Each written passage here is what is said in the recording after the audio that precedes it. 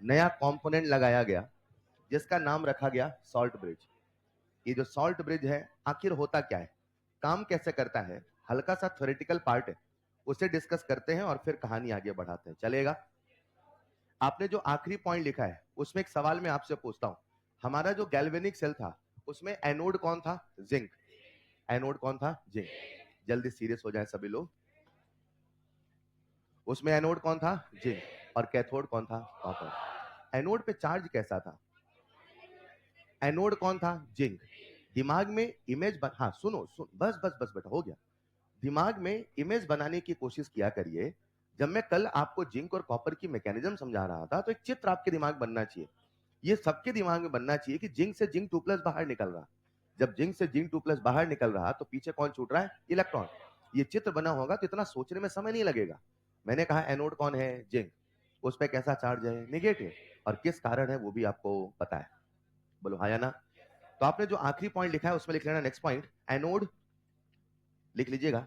Anode zinc negative charge, anode zinc negative charge,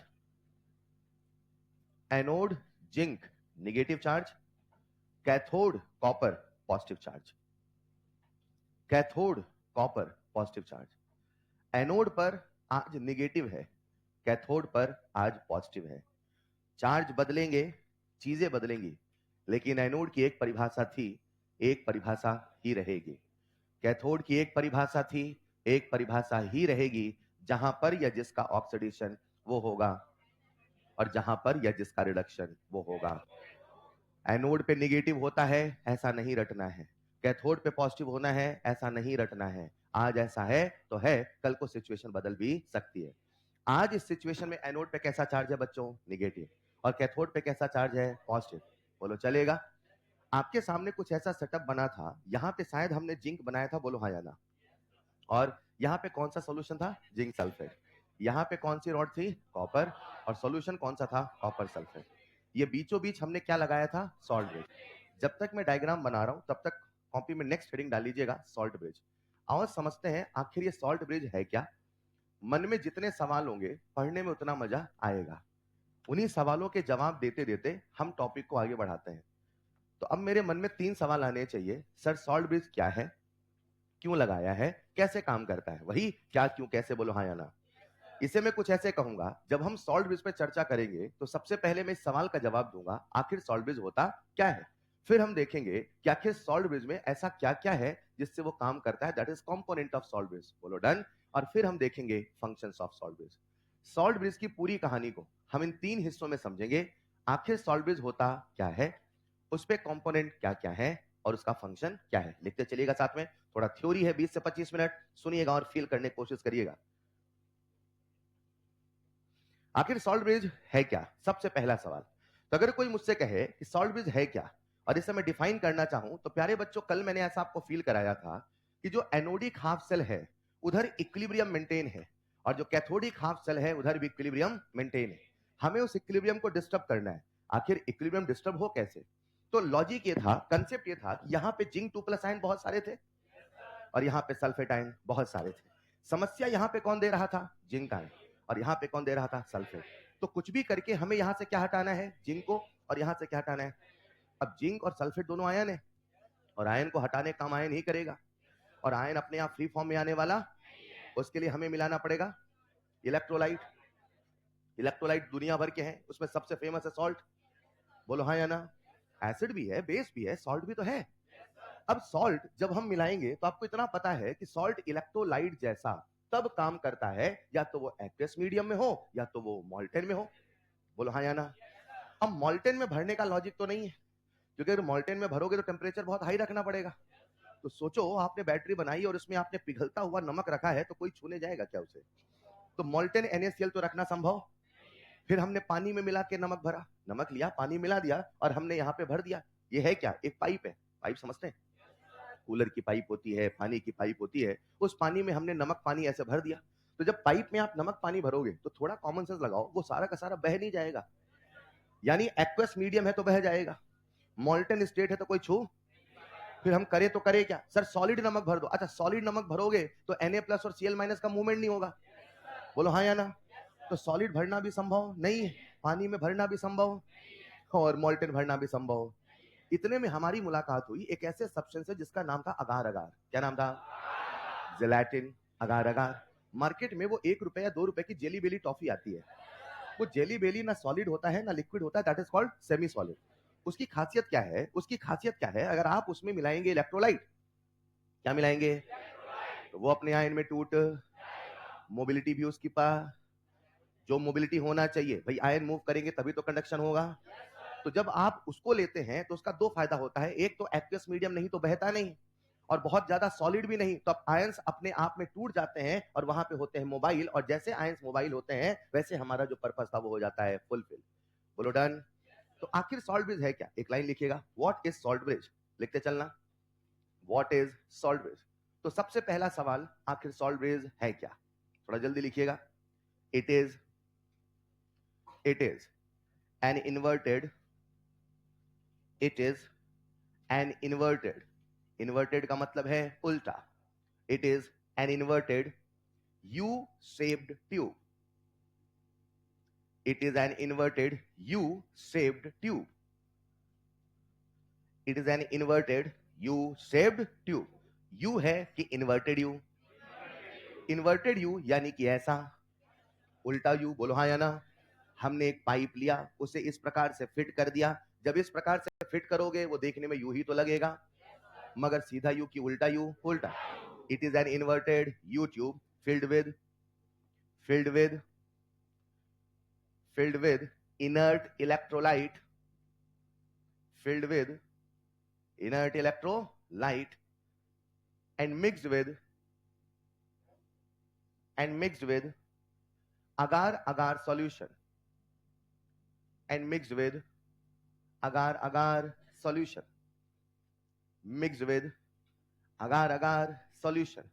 यानी अगर कोई बच्चा मेरी बातों को ध्यान से सुन रहा, तो मैंने कहा हमने इसमें जो इलेक्ट्रोलाइट मिलाया है वो कोई मामूली इलेक्ट्रोलाइट, वो कैसा है? और उसे हमने एक्वियस मीडियम में नहीं मिलाया, मॉल्टन स्टेट में, उसे हमने मिलाया अगार अगार के साथ। बोलो हाँ या ना। क्या आप मुझे अगार अगार का लॉजिक दे पाओगे? सर सिंपल सा लॉजिक था, ताकि वो ना लिक्विड हो ना सॉलिड हो, कैसा हो? Semi solid. कैसा हो? अब अगला सवाल आता है, ठीक है साहब ये तो सेमी सॉलिड था, लेकिन आपने ये क्या लिया, क्यों लिया, कैसे लिया, इसका काम क्या है? बोलो हाँ या ना। सबसे पहला सवाल, आखिर सॉल्ट ब्रिज क्या है? जवाब दे दोगे?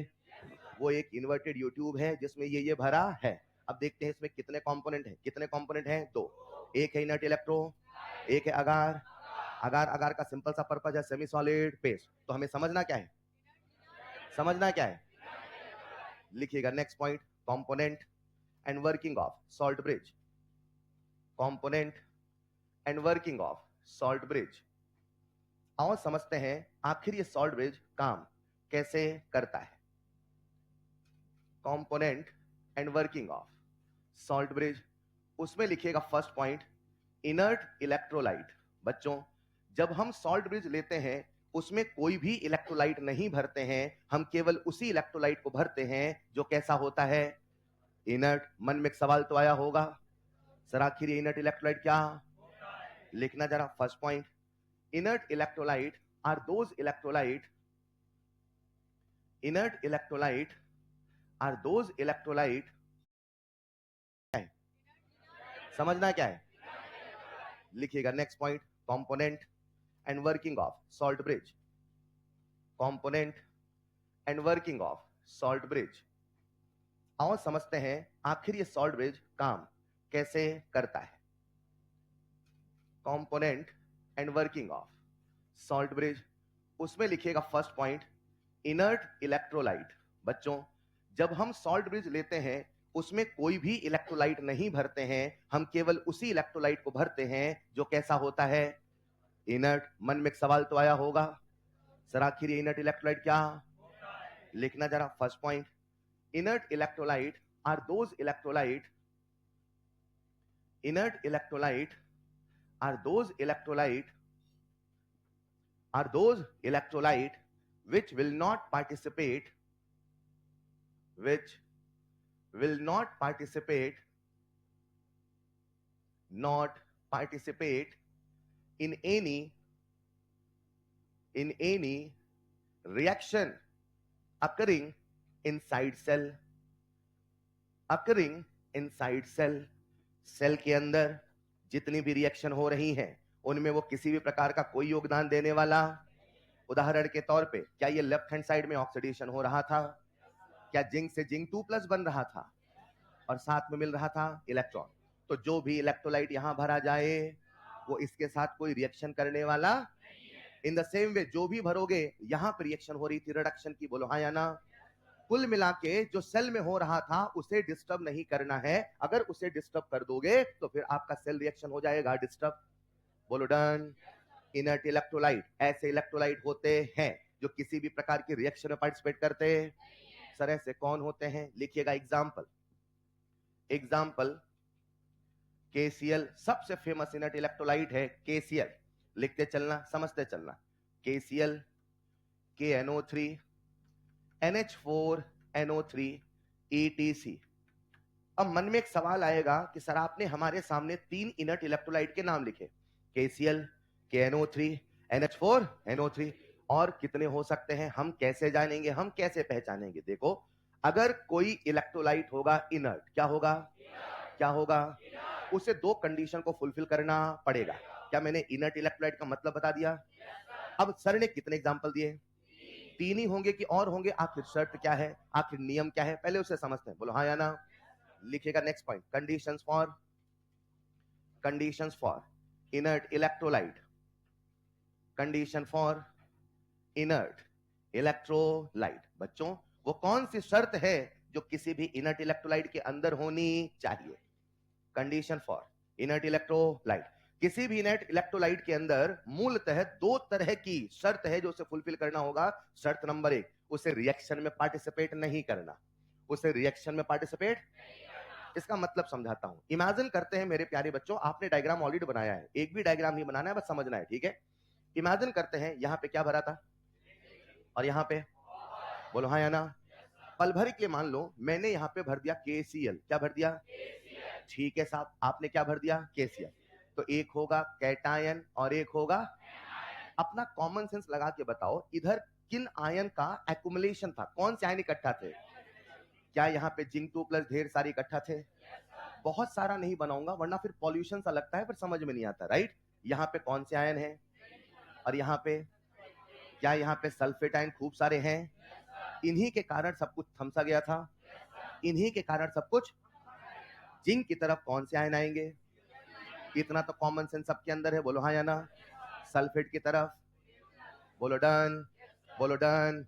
सोचो क्या बोला मैंने, अगर यहां जिंक की रॉड नहीं होती, अगर यहां मान लो यहां पे मान लो Ag होता, कौन होता, पल भर के मान लो, अगर यहाँ पे सिल्वर होता तो क्या यहाँ सिल्वर का सॉल्यूशन होता, जब भी किसी रॉड को उसी के सॉल्यूशन में डुबोया जाता है, अगर होता सिल्वर, एक केस मान रहे, अगर होता तो क्या यहाँ पे सिल्वर का सॉल्यूशन होता, अगर यहाँ पे सिल्वर होता और मान लो सिल्वर का ऑक्सीडेशन होता, मान लो, मान लिया क्या, अगर यहाँ पे Ag+ आयन होता और आपने Cl- भरा होता तो Cl- इधर गया होता, AgCl का PPT बना होता, यानी अगर Ag इलेक्ट्रोड है तो फिर Cl का इस्तेमाल कर सकते। सर ने कहा ये 3 इनर्ट इलेक्ट्रोलाइट है मगर इनके साथ समस्या है, ये तीनों यूनिवर्सल इनर्ट है, ऐसा। ये सिचुएशन बेस्ड होता है, ये कंडीशन बेस्ड होता है। बुखार पे पैरासिटामोल देना है, हर मर्ज का इलाज पैरासिटामोल नहीं है। मैंने क्या बोला समझे,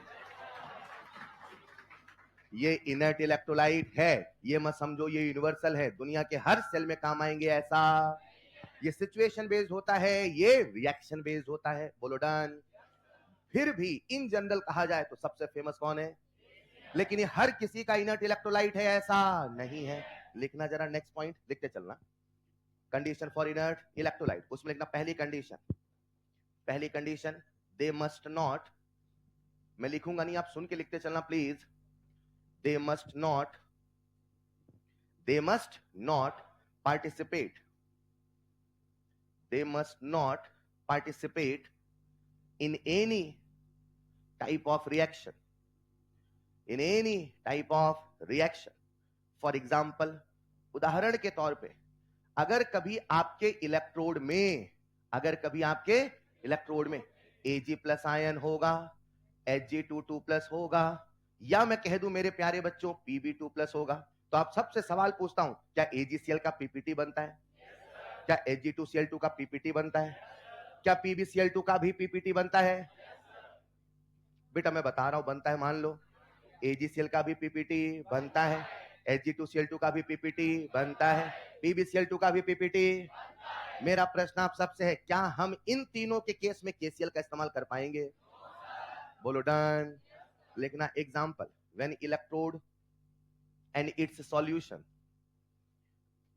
when electrode and its solution contain Ag plus,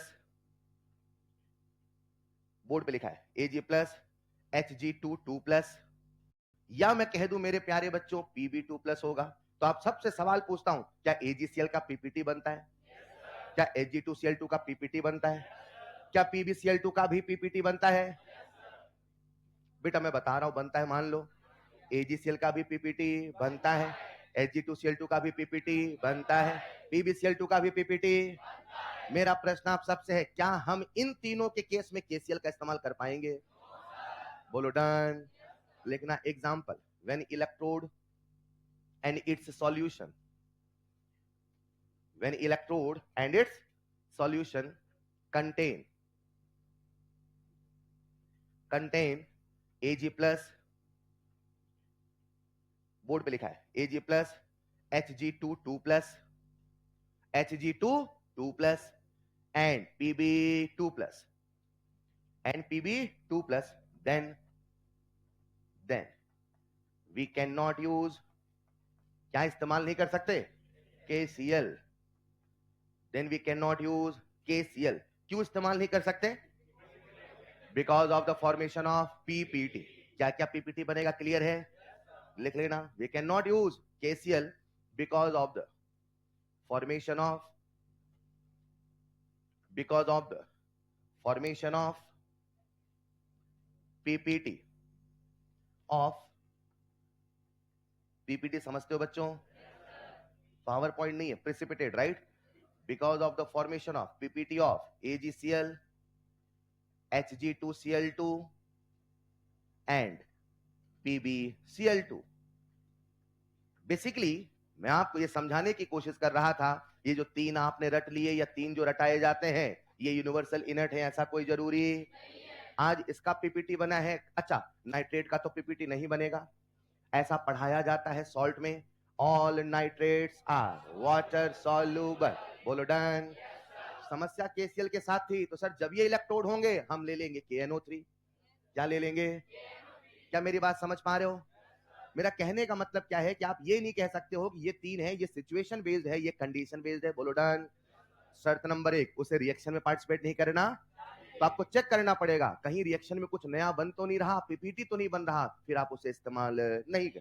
और इसकी एक दूसरी सबसे अहम कंडीशन है, लिखिएगा condition number 2, ionic mobility.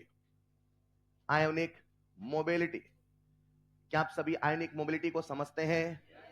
Ionic mobility of cation and anion must be same।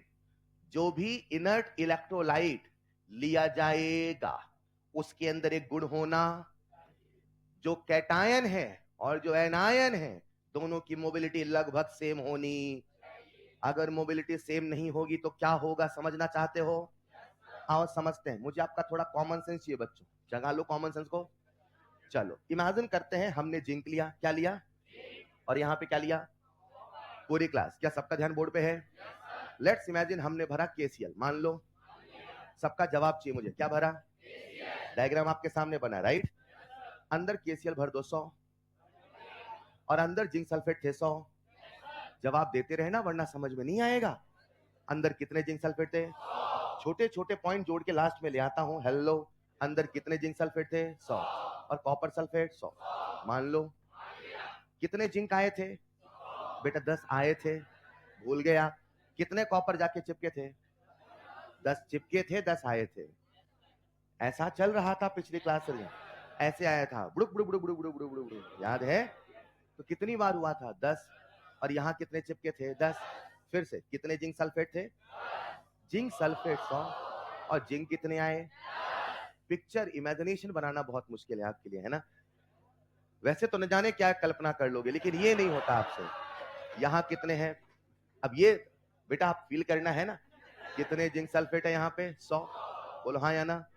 थोड़ा सोचो ना। और जिंक कितने आए? ये ऐसे ऐसे क्या कर रहा हूं मैं? ऐसे जिंक आएंगे तो बाहर ऐसे तो आएंगे। कितने जिंक आ गए? 10।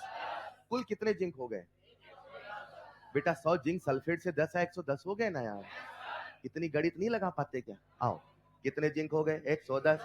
इधर आओ, कितने कॉपर सल्फेट थे? 100। कितने जाके चिपक गए? कितने कॉपर बचे? सल्फेट कितने? सल्फेट तो 100 ही है बेटा, हाँ या ना? अब थोड़ा फील करना, ठीक? लेट्स इमेजिन हमने भर दिया KCl 100। KCl भरा, मान लो। अब सोचो अगर दोनों की मोबिलिटी सेम ना होती तो क्या होती? सोचो अगर दोनों की मोबिलिटी सेम, तो हम एक सिचुएशन इमेजिन कर रहे हैं, हम एक परिस्थिति इमेजिन कर रहे हैं और ये मान के चल रहे हैं, हालांकि ऐसा है नहीं, हम ये मान रहे हैं लेट्स इमेजिन K प्लस जो कि कैटायन है उसकी मोबिलिटी एनायन से ज्यादा है, मान लो। वैसे ऐसा है नहीं, पर हम मान रहे हैं। देखो ये होगा तो क्या होगा, राइट? कौन ज्यादा तेज भाग रहा है? और धीरे धीरे, यही मान रहे हैं। अब इमेजिन करना, यहां पे जिंक है मान लो, अब इधर कौन जाएगा? Cl। बोलो भाई। अच्छा, ये इंटरनल सर्किट है कि आउटर? इंटरनल सर्किट में करंट का कारण आयन है कि इलेक्ट्रॉन? ऐसा कुछ बताया था? मुझे बताओ मेरे प्यारे बच्चों, कैटायन किधर जाएगा?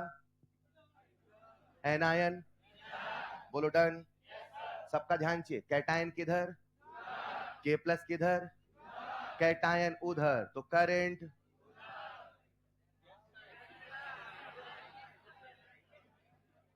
एनायन, तो करंट उधर, कैटायन से भी उधर, एनायन से भी, ओवरऑल चाहे सोचो ऐसे, चाहे क्या मैंने कल कुछ है सर्किट डायग्राम बनाया था? इधर करंट आया था ऐसे, उधर गया था, चाहे सोचो, चाहे सोचो, इच्छा आपकी है। कुल मिला के करंट बहा है कैसे? वैसे। सोचो अगर मोबिलिटी सेम ना होती, सोचो कौन ज्यादा तेज भाग रहा है? इधर K प्लस आ जाते मान लो 50, मान लो। अब 50 K प्लस 1 सेकंड में आए तो 1 सेकंड में 50 Cl पहुंचेंगे कि कम? सॉरी, 50 K प्लस उधर गए, हाँ या ना? उधर कितने K प्लस गए? 50। तो Cl 50 पहुंचे कि कम? क्योंकि हम मान के चल रहे मोबिलिटी सेम। कैच करना बेटा, ठीक? कितने K प्लस गए? अब ये K प्लस आएंगे, किसको बुलाएंगे? सर सल्फेट को बुलाएंगे तो सर K2SO4 बनेगा, तो सर रिएक्शन हो गई ना। लेकिन अभी भी PPT बना, और अगर एक्वस मीडियम में बना है तो फिर भी तो अपने फ्री आयंस के फॉर्म में होगा। बोलो हाँ या ना? क्या यहां से 50 K प्लस आए? क्या यहां से उन्होंने सल्फेट को खींचा? कुल कितने सल्फेट खींचेंगे? 50 K प्लस 25 ही सल्फेट खींच पाएगा यार। एक सल्फेट को 2 K प्लस चाहिए ना बेटा, यही कठिन है, बाकी सब आसान है। अब कितने K प्लस आए? तो कितने सल्फेट? अब इन्होंने 25 सल्फेट को बुला लिया, तुम इधर आओ, ठीक है? हाँ। अब इधर कितने Cl माइनस, एक नंबर बोलो। आधे 80 बोल रहे हैं बेटा, 50 से कम बोल रहे हैं, 40 मान लें, ठीक। अब इधर कितने Cl गए? ये किसको बुलाएंगे? ये कितने जिंक आएंगे? बेटा 20 ही आएंगे, है ना? चार्ज प्लस है ना, यहाँ पे +2 है, राइट? तो कितने जिंक आएंगे? 20। सुनिएगा, अगर मोबिलिटी सेम ना होती, अगर मोबिलिटी सेम तो क्या होता, मैं वो समझा रहा हूं बेटा, सुनिएगा पीछे से। अगर मोबिलिटी सेम ना होती, इधर आयन न्यूट्रलाइज्ड, इधर आयन न्यूट्रलाइज्ड, दोनों की संख्या अलग होती। और अगर ऐसा होता तो net charge inside this solution, net charge inside this solution अलग होता। बोलो, चार्ज अलग होगा तो पोटेंशियल अलग होगा, पोटेंशियल अलग होगा तो पोटेंशियल डिफरेंस अलग। अगर दोनों आयन की मोबिलिटी सेम ना होती तो इधर न्यूट्रलाइज अलग होता, इधर न्यूट्रलाइज, अंदर ही अंदर एक नया पोटेंशियल डिफरेंस क्रिएट होता, और अंदर ही अंदर एक नया करंट बहने लगता। मेन करंट अलग होता, इंटरनल करंट अलग होता, मे बी इस इंटरनल करंट ने उस मेन करंट को काटा होता। क्या वर्ड बोला मैंने? मे बी, हो सकता है, नहीं भी हो।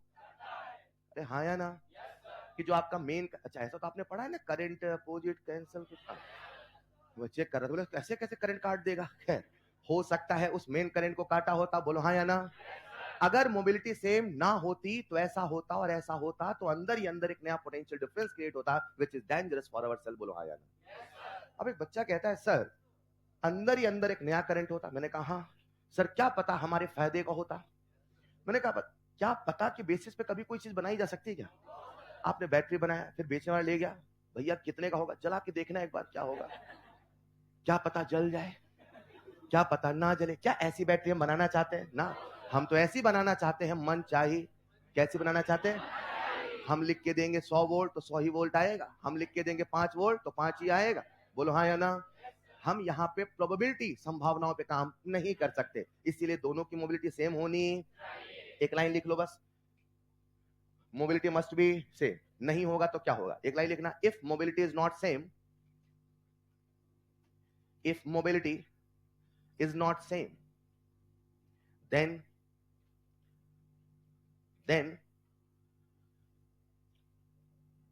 inside both half cell, then inside both half cell a new potential difference will generate. Inside both half cell a new potential difference will generate, which can produce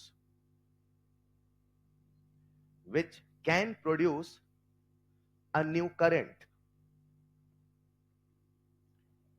which can produce a new current, which can counter word समझ गए?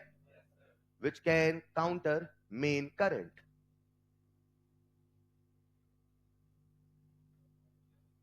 Which can counter main current. आओ समझते हैं, which can counter main current. सभी बच्चे, क्या हमने यहाँ पे सॉल्ट ब्रिज में एक इलेक्ट्रोलाइट भरा है? वो कोई मामूली इलेक्ट्रोलाइट, वो कैसा है? इनर्ट इलेक्ट्रोलाइट की दो कंडीशन फुलफिल होनी, एक तो कहीं रिएक्शन नहीं करना। रिएक्शन से मेरा मतलब है कुछ ऐसा ना बन जाए कि यहाँ का कंपोजिशन बदलने लग जाए, कुछ ऐसा ना बन जाए कि यहाँ का कंपोजिशन बदलने लग जाए। कैटायन एनायन का सिंपल अट्रैक्शन, वो रिएक्शन होना नहीं हुआ, वो केवल न्यूट्रलाइज होना हुआ। अगर यहाँ पे हो सकता था ZnCl2 का पीपीटी बनता, अगर तो मैं कहता फिर Cl नहीं ले सकते थे, लेकिन ZlCl2 का पीपीटी बनता, इसलिए यहाँ पे कोई दिक्कत। क्या समझ पा रहे हो? उसके बाद कंडीशन नंबर 2, दोनों की मोबिलिटी सेम होनी। मतलब आपके सामने मैंने जो ये 3 इनर्ट इलेक्ट्रोलाइट के उदाहरण लिखे हैं, ये ऐसे हैं जिनमें दोनों की मोबिलिटी लगभग है सेम। एंड नंबर 1, नंबर 2 दोनों जनरली क्या होने वाले हैं? इनर्ट। गौर फरमाना, यहाँ पे भी कौन है, यहाँ पे भी कौन है? लॉजिक समझ गए? क्योंकि अगर किसी का नाइट्रेट बनेगा तो वो पीपीटी बनने वाला। अक्सर जो नाइट्रेट होंगे, क्या बोला मैंने? अक्सर, और मोबिलिटी अगर सेम हो जाए तो वो इनर्ट इलेक्ट्रोलाइट होंगे। बोलो डन। द लॉजिक इज, कुछ नया नहीं बनना चाहिए। क्या सबको क्लियर है? प्यारे बच्चों सोचो, क्या बोला मैंने? सोचो, अगर ये सॉल्ट ब्रिज नहीं होता, अगर ये सॉल्ट ब्रिज, तो बताओ करंट फ्लो होता कि नहीं होता? एक बार होता, फिर होके बंद हो जाता। मेरा अगला सवाल, अगर ये सॉल्ट ब्रिज नहीं होता तो क्या कॉन्टिन्यूअस करंट का फ्लो होता? क्यों नहीं होता? समझ गए? क्या ये सर्किट कंप्लीट करने काम कर रहा है? क्या ये दोनों को न्यूट्रल करने काम कर रहा है? एक और बेहतरीन काम है, और मैं आपको आगे चल के बताऊंगा। आज के जो सेल बनते हैं, क्या उनमें कहीं आपको सॉल्ट ब्रिज दिखता है? आप लोग मोबाइल लेके चलते हो, क्या बगल में सॉल्ट ब्रिज लेके जेब में चलते हो ना? एक मोबाइल है बस, हाँ या ना? याद रखना, सॉल्ट ब्रिज की आवश्यकता वही है, क्या बोला मैंने? जहां 2 हाफ सेल है। आजकल की जो बैटरी बनाई जाती है उनमें 2 हाफ सेल की आवश्यकता। क्या बात कर रहे हो सर, अकेला जिंक से बैटरी बन जाएगा? यस। अकेला कॉपर से बन जाएगा? यस। दोनों की आवश्यकता। नेक्स्ट पॉइंट लिखना स्टार बना के, सॉल्ट ब्रिज। सर कैसे होगा? सिखाऊंगा, अभी लिखते चलो। Salt bridge, salt bridge is not used is not used is not used for those batteries or cells is not used for those batteries or cells where two half cell is not used, where two half cell is not used. चलेगा? where two half cell is not, मतलब दिमाग में एक picture ये बनाना कि salt bridge से battery का बनाना इतिहास के पन्नों में दर्ज कहानी है। आज की मॉडर्न बैटरी में सॉल्ट ब्रिज की कोई आवश्यकता, ये बहुत पुरानी बातें हैं और शायद यही कारण है कि एनसीईआरटी कई सालों से इस पे पूछ भी कुछ नहीं रहा है, क्योंकि बहुत पुरानी टेक्नोलॉजी है। No one is caring about this, लेकिन ठीक है तो पढ़ रहे। बोलो हाँ या ना। सरल भाषा में क्या आप मुझे बता सकते हो कि सॉल्ट ब्रिज क्या क्या काम कर रहा है? लिखिएगा next point, functions of salt bridge, functions of salt bridge, functions of salt bridge. कुछ आप बताओगे, कुछ मैं बताऊंगा। Functions of salt bridge, functions of salt bridge. पहला फंक्शन आप बताओ, क्या ये सर्किट कंप्लीट कर रहा? लिखते चलेंगे फटाफट, बिजली की रफ्तार से लिखना आज। Number 1, it complete the circuit, और बोलना तो बिल्कुल नहीं है, इट कंप्लीट्स द सर्किट। ठीक है साहब, सर्किट को कंप्लीट करता है। बोलो हाँ या ना। एक सवाल पूछा जाता है अक्सर, एक बैटरी काम कर रही है, सेल काम कर रहा है, बल्ब जल रहा है, अचानक से एक लड़का आता है, सवाल ऐसे है, अचानक से एक लड़का आता है, वो सॉल्ट ब्रिज को ऐसे निकाल देता है, तो बताओ बल्ब तुरंत बंद हो जाएगा कुछ देर के बाद? क्या बात है, पहला सवाल, तुरंत तो बंद नहीं होगा। दूसरा सवाल, बताओ जब तुरंत बंद नहीं होगा, कुछ देर के बाद बंद होगा, तो कारण क्या है बंद होने का? करंट का फ्लो होना, ठीक है। मुझे एक बात बताओ, क्या दोनों में पोटेंशियल डिफरेंस मेंटेन रहेगा? अगर आपको याद हो, कल हमने ऐसे कहा था 20 इलेक्ट्रॉन थे, याद है? एक बार में बह गए, याद है? अब जब एक बार में बह गए तो क्या यहां इक्विलिब्रियम आ गया था? और यहां पे भी इक्विलिब्रियम था, तो यहां पे ऑक्सीडेशन होना थम सा गया था कि नहीं? रिडक्शन होना थम सा गया था कि नहीं? और जब एक बार में 20 इलेक्ट्रॉन बह गए, थोड़ा फील करके बताना, एक बार में जब 20 इलेक्ट्रॉन यहां से चले गए, तो क्या यहां पे कोई नेगेटिव चार्ज बचा? क्या यहां पे कोई पॉजिटिव चार्ज बचा? तो दोनों में कोई पोटेंशियल का डिफरेंस है कि नहीं है? बोलो हाँ या ना। क्या डेल्टा V बराबर 0 होगा? इसे ऐसे कहा जाता है, जब सॉल्ट ब्रिज नहीं होगा, क्या बोला मैंने? तो क्या दोनों के बीच में पोटेंशियल डिफरेंस 0 होगा? और पोटेंशियल डिफरेंस 0 है, मतलब कुछ भी फ्लो होने वाला, इलेक्ट्रॉन तो तभी फ्लो करेगा जब कोई पोटेंशियल डिफरेंस होना। लिखिएगा next point, when salt bridge is removed, when salt bridge is removed, when salt bridge is removed, then delta V, then delta V potential difference है, राइट? ये पोटेंशियल है कि पोटेंशियल डिफरेंस? ये V नहीं, delta V है। then delta V drops to 0, then delta V drops to 0। मैं आपसे पूछता हूं, क्या ये दोनों हाफ सेल को न्यूट्रल करने काम कर रहा? नेक्स्ट पॉइंट लिखना, इट मेंटेन्स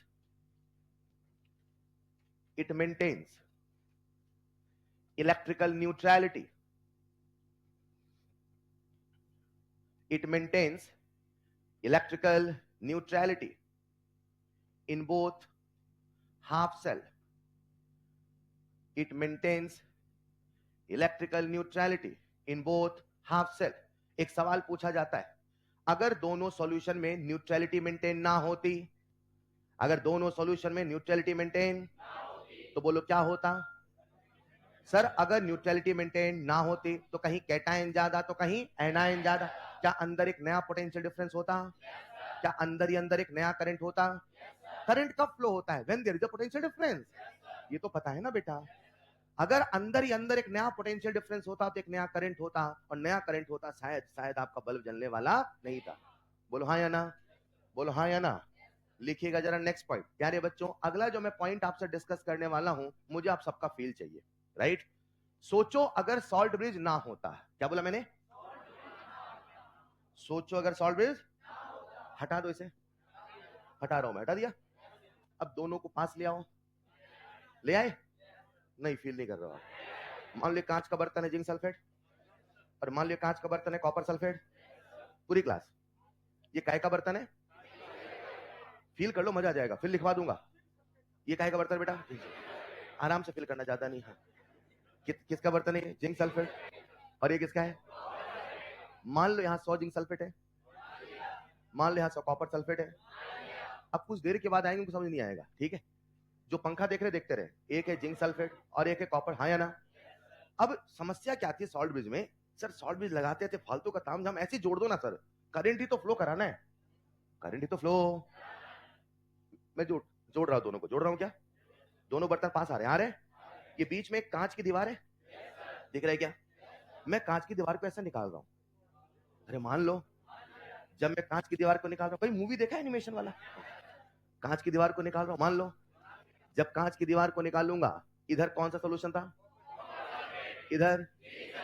क्या दीवार निकालते दोनों सोल्यूशन मिक्स होंगे? एक है कॉपर सल्फेट, एक है जिंक। क्या दोनों सॉल्यूशन पहली बार मिक्स होंगे? यहां बनेगा जंक्शन। क्या बनेगा? थोड़ा फील करना, क्या बनेगा? जंक्शन। समझते हो ना? इमेजिन करो, क्या बोला मैंने? एक तरफ कौन सा सॉल्यूशन था और एक तरफ? अच्छा बताओ, जिंक और कॉपर की जो मोबिलिटी है एग्जैक्टली सेम होगी? एग्जैक्टली सेम होगी? थोड़ा बहुत अंतर होगा? अरे बोलो ना यार, थोड़ा बहुत अंतर होगा। मान लो जिंक की रफ्तार ज्यादा है, मान लिया। किसकी रफ्तार ज्यादा है? मतलब कौन तेज तेज भागेगा और कौन भाग नहीं पाएगा? पक्का? थोड़ा फील करना, एक तरफ भरा है जिंक सल्फेट, एक तरफ भरा है। मैं बीच वाली दीवार हटा रहा हूं, हटा दिया क्या? एक तरफ कितने जिंक सल्फेट थे? तो कुल कितने जिंक आयन है? एक बार हिसाब किताब कर लेते, रुक जाओ। कुल कितने जिंक आते भूल जाएंगे, 100। कुल कितने सल्फेट है? 100। इधर कितने कॉपर थे? 100। वेरी गुड बेटा। कितने सल्फेट है? अच्छा, इधर का सल्फेट मिल जाए तो कोई दिक्कत नहीं। वो कहेगा हट, इधर का सल्फेट इधर आ गया, सल्फेट आयन तो सेम है, बोलो हाँ या ना? अगर इधर का सल्फेट उधर जाए, उधर का सल्फेट, कोई दिक्कत? दोनों आयन सेम, दोनों की मोबिलिटी 1 सेकंड में 10 जाएगा तो 1 सेकंड में 10 आएगा। सहमत हो? लेकिन जिंक और कॉपर की मोबिलिटी अलग है। जिंक और कॉपर की मोबिलिटी, सबका ध्यान मुझे चाहिए, थोड़ा सा गणित लगाना। जिंक और कॉपर की मोबिलिटी, यहां कितने सल्फेट थे? 100। यहां कितने सल्फेट थे? मान लो जब पहली बार जंक्शन बना, ये है एक हाइपोथेटिकल बाउंड्री। मान लो जब पहली बार जंक्शन बना, मान लो जब पहली बार, यहां से 1 सेकंड में, यहां से किसकी मोबिलिटी ज्यादा है? जिंक की। मान लो 20 जिंक चले गए, मान लो कितने गए? तो जब 20 जिंक उधर जाने लगे तो कुछ कॉपर भी तो आएंगे। कॉपर की मोबिलिटी ज्यादा कम, तो जितने जिंक है उतने उससे कम, तो एक कम नंबर बोल दो। आज पहली बार आपने समझदारी की बात करी, 10, कोई 15 नहीं बोला, ठीक है? इधर कितने कॉपर है? 10। अब थोड़ा समझना, ठीक है? मुझे टोटल चार्ज का हिसाब किताब करना है, राइट? पहले कितने जिंक थे? कितने पॉजिटिव थे? 100। कितने नेगेटिव? 100। अब कितने कॉपर आ गए और जिंक चले कितने गए? तो कुल कितने पॉजिटिव बचे?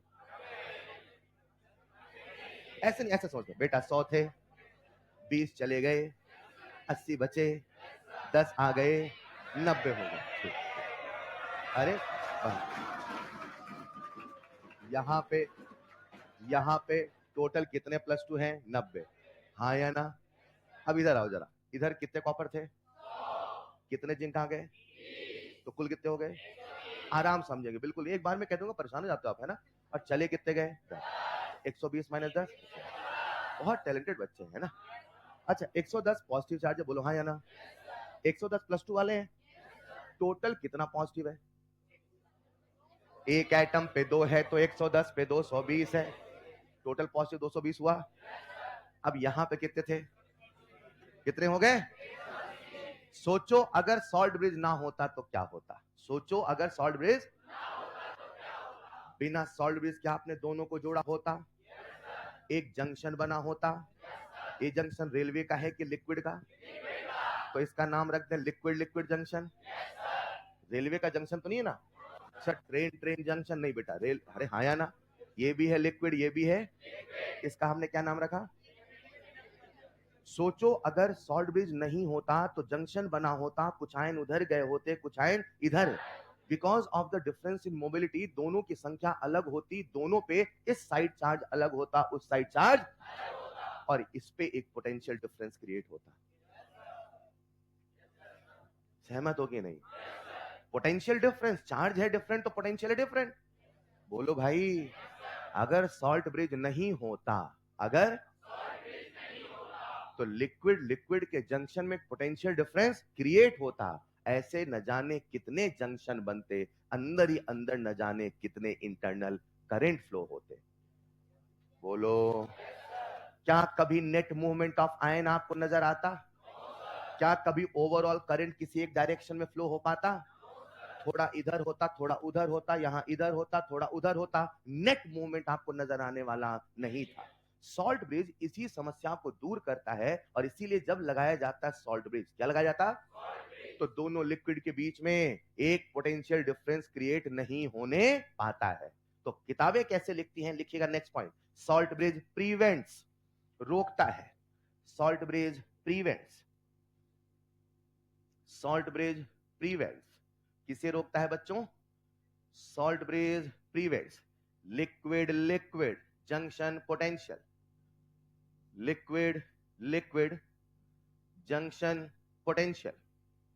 Salt bridge liquid liquid junction potential को रोकता है। इसे हम शॉर्ट फॉर्म में कहेंगे LLJP। क्या कहेंगे? LL। क्या फुल फॉर्म बता पाओगे? Liquid liquid junction potential. आओ समझते हैं। क्या बल्ब जला था? पूरी क्लास, क्या बल्ब जल के सॉल्ट ब्रिज आया था? सॉल्ट ब्रिज कैसे काम कर रहा, फील आ रहा? सॉल्ट ब्रिज में होगा कैटायन, सॉल्ट ब्रिज में होगा, एक बार फील कर लो ना बेटा यार, बेटा यार, बेटा, हाँ, एक बार होगा कैटायन। प्लीज ऐसे मत क्या करो, अगर कोई भटका है तो उसको रास्ते में लाते हैं तो लाने दो, आप ऐसे मतलब शोर मचाना ये सब। चलिए साहब, हमने लगाया सॉल्ट ब्रिज, क्या लगाया? क्या उसमें कैटायन है? क्या उसमें एनायन है?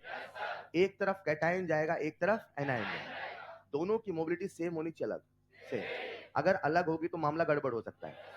दोनों की मोबिलिटी सेम होनी, एनायन कैटायन को बुलाएगा, कैटायन एनायन को बुलाएगा, एक्स्ट्रा एक्युमुलेशन ऑफ चार्ज हटेगा, फिर से ऑक्सीडेशन होने लगेगा, फिर से रिडक्शन होने लगेगा। ऑक्सीडेशन ऐसे हुआ, रिडक्शन ऐसे, समझ गए? जिंक से जिंक 2+ बना, कॉपर +2 से कॉपर बना, फिर से ऑक्सीडेशन होने, फिर से रिडक्शन होने, फिर से इलेक्ट्रॉन आने। बेटा ये ऑक्सीडेशन से चल रहा है ना, फिर से इलेक्ट्रॉन आने, फिर से इलेक्ट्रॉन बहने, फिर से बल्ब जलने, कुछ देर तक जलता रहा था। कितना जला कि आपने सवाल भी किए थे, लेकिन अचानक से डिम होने, धीरे धीरे बंद हो। थोड़ा समझते हैं आखिर दोबारा बंद क्यों हुआ? क्या सबका ध्यान बोर्ड पे है? अच्छा एक मिनट, LLJP में कुछ लिखवाऊंगा नहीं, द रीजन इज NCERT में लिखा नहीं, अपन हल्का सा फील कर रहे, बहुत है, काहे को एक्स्ट्रा पढ़ेगा, चलेगा, इतना जान लिया यही बहुत है। अब आते मेन मुद्दे पे, आ जाएं?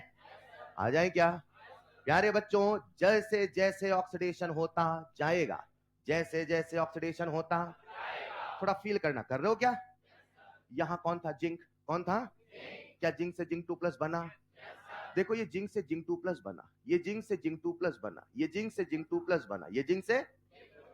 जब धीरे धीरे जिंक 2+ बनेगा तो यहां से जिंक धीरे धीरे सॉल्यूशन में जा रहा है, सीम्स लाइक कोरोजन हो रहा है, सीम्स लाइक कोरोजन हो रहा है। लोहा है, किसी पे जंग लगी है, ऐसे कुरेद कुरेद के लोहा निकालो, धीरे धीरे सारा कुरेद के चला जाएगा।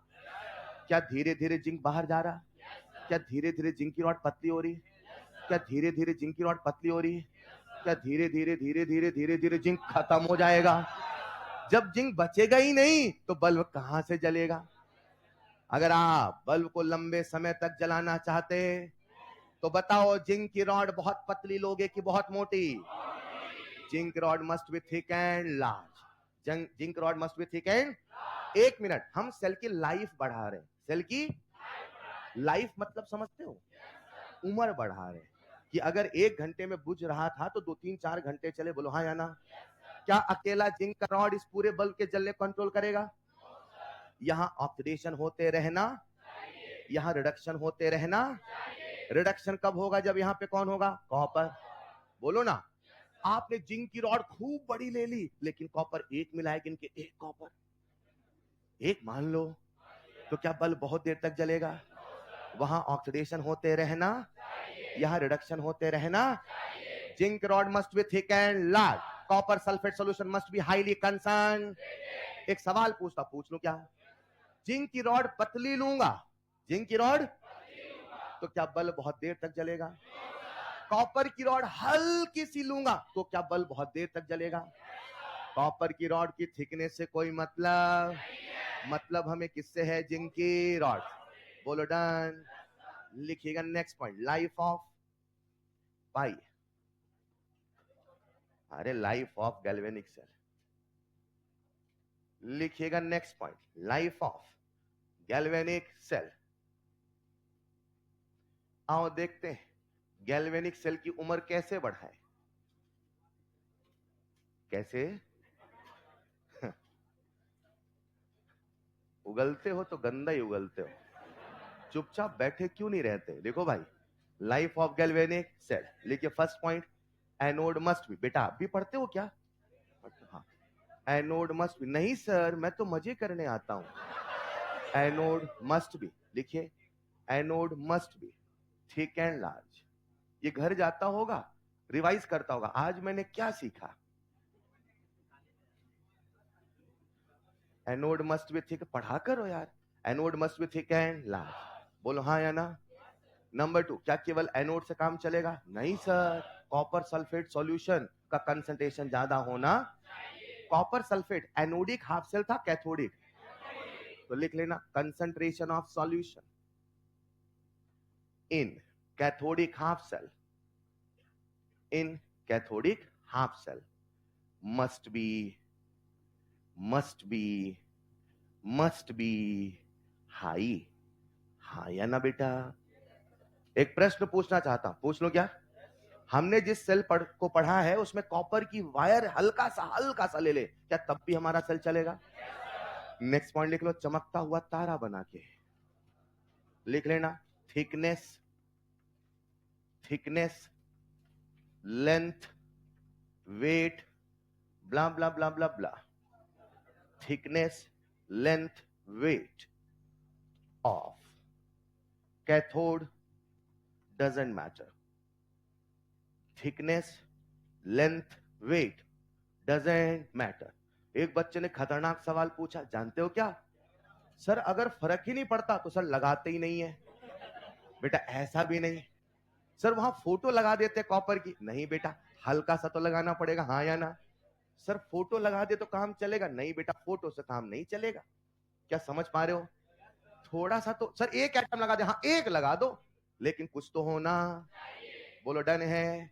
ये सारी कहानी थी गैल्वेनिक सेल की। आओ समझते हैं गैल्वेनिक सेल कैसे काम करता। Clear? Anodic cathodic clear? Salt bridge clear? अंदर जो इलेक्ट्रोलाइट भरा है उसका नाम है इनर्ट इलेक्ट्रोलाइट। उसकी एक शर्त होनी चाहिए, रिएक्शन नहीं करना, मोबिलिटी सेम होनी। सॉल्ट ब्रिज क्या क्या काम करता? डन। एक पॉइंट मैंने बोला, सॉल्ट ब्रिज एलएलजेपी को रोकता है कि आता है? रोकता है। वो नहीं होता तो एलएलजेपी आता, वो है तो एलएलजेपी नहीं है। LLJP liquid liquid junction potential, junction में पोटेंशियल डिफरेंस, मामला हो जाएगा गड़बड़। बोलो डन। अब हमें एक ऐसी भाषा का विकास करना था, जैसे मैं आपसे कहता हूं गैल्वेनिक सेल, क्या कहता हूं? तो आपके मन में कुछ फोटो वोटो आई? एक तरफ जिंक है, जिंक सल्फेट है, कॉपर। बोलो हाँ या ना? अब सोचो, मुझे आपको बार बार सवाल देना, बार बार फोटो बनाते बैठूं, क्या वो सही होगा? नहीं समझे? मान लो मुझे बोलना है कबूतर, तो मैं कबूतर की फोटो बनाऊं, क्या ये सही होगा? हमें लैंग्वेज भी तो बनानी है ना। अब आपके सामने लिख देते बेटा कबूतर, तो आप समझ जाते हो वही वाली फोटो है। इन द सेम वे अब हमारी ये जो फोटो है इसे हमें शब्दों में लिखना था। किस में लिखना था? लिखे कैसे? फोटो तो ये है, इसे शब्दों में लिखे कैसे? अरे हाँ या ना? हम सब गए आईयूपीएसी के पास। किसके पास? हमने कहा सर सर सर, क्या बोला हमने? इसे हम लिखें कैसे? इसे हम, तो आईयूपीएसी ने कहा जैसा दिखता है लिख डालो। क्या बोला आईयूपीएसी ने? सर दिखने में तो दिक्कत है। कॉपी में डालिएगा next heading, cell representation. Copy में लिखिएगा नेक्स्ट हेडिंग, सेल रिप्रेजेंटेशन। बच्चों मैं अभी आपके सामने 4-5 पॉइंट बताऊंगा, इन्हें बहुत ध्यान से समझना प्लीज। जब भी आप हंस रहे हैं या जब भी कुछ कर रहे हैं तो सीरियस तुरंत हो जाइए जब मैं मेन मुद्दे पे आ रहा हूं। ये 4-5 पॉइंट जितने आने वाले हैं, ये दुनिया के किसी भी न्यूमेरिकल के करने के अचूक इलाज होने वाले हैं। एक बात। दूसरी बात, जब भी हम सवाल करेंगे तो बहुत सारे बच्चों के मन में ट्रिक होते हैं। मैं भी कई बार मजाक में एक आध दो ट्रिक बोलूंगा, लेकिन कभी आपको सवाल नहीं करने दूंगा। कारण यहां क्या है, अगर किसी के दिमाग में है यहां पे जितने ट्रिक है उससे ज्यादा उनकी लिमिटेशन है। नहीं समझे? मतलब 10 सवाल की 10 ट्रिक। समझ पा रहे हो क्या?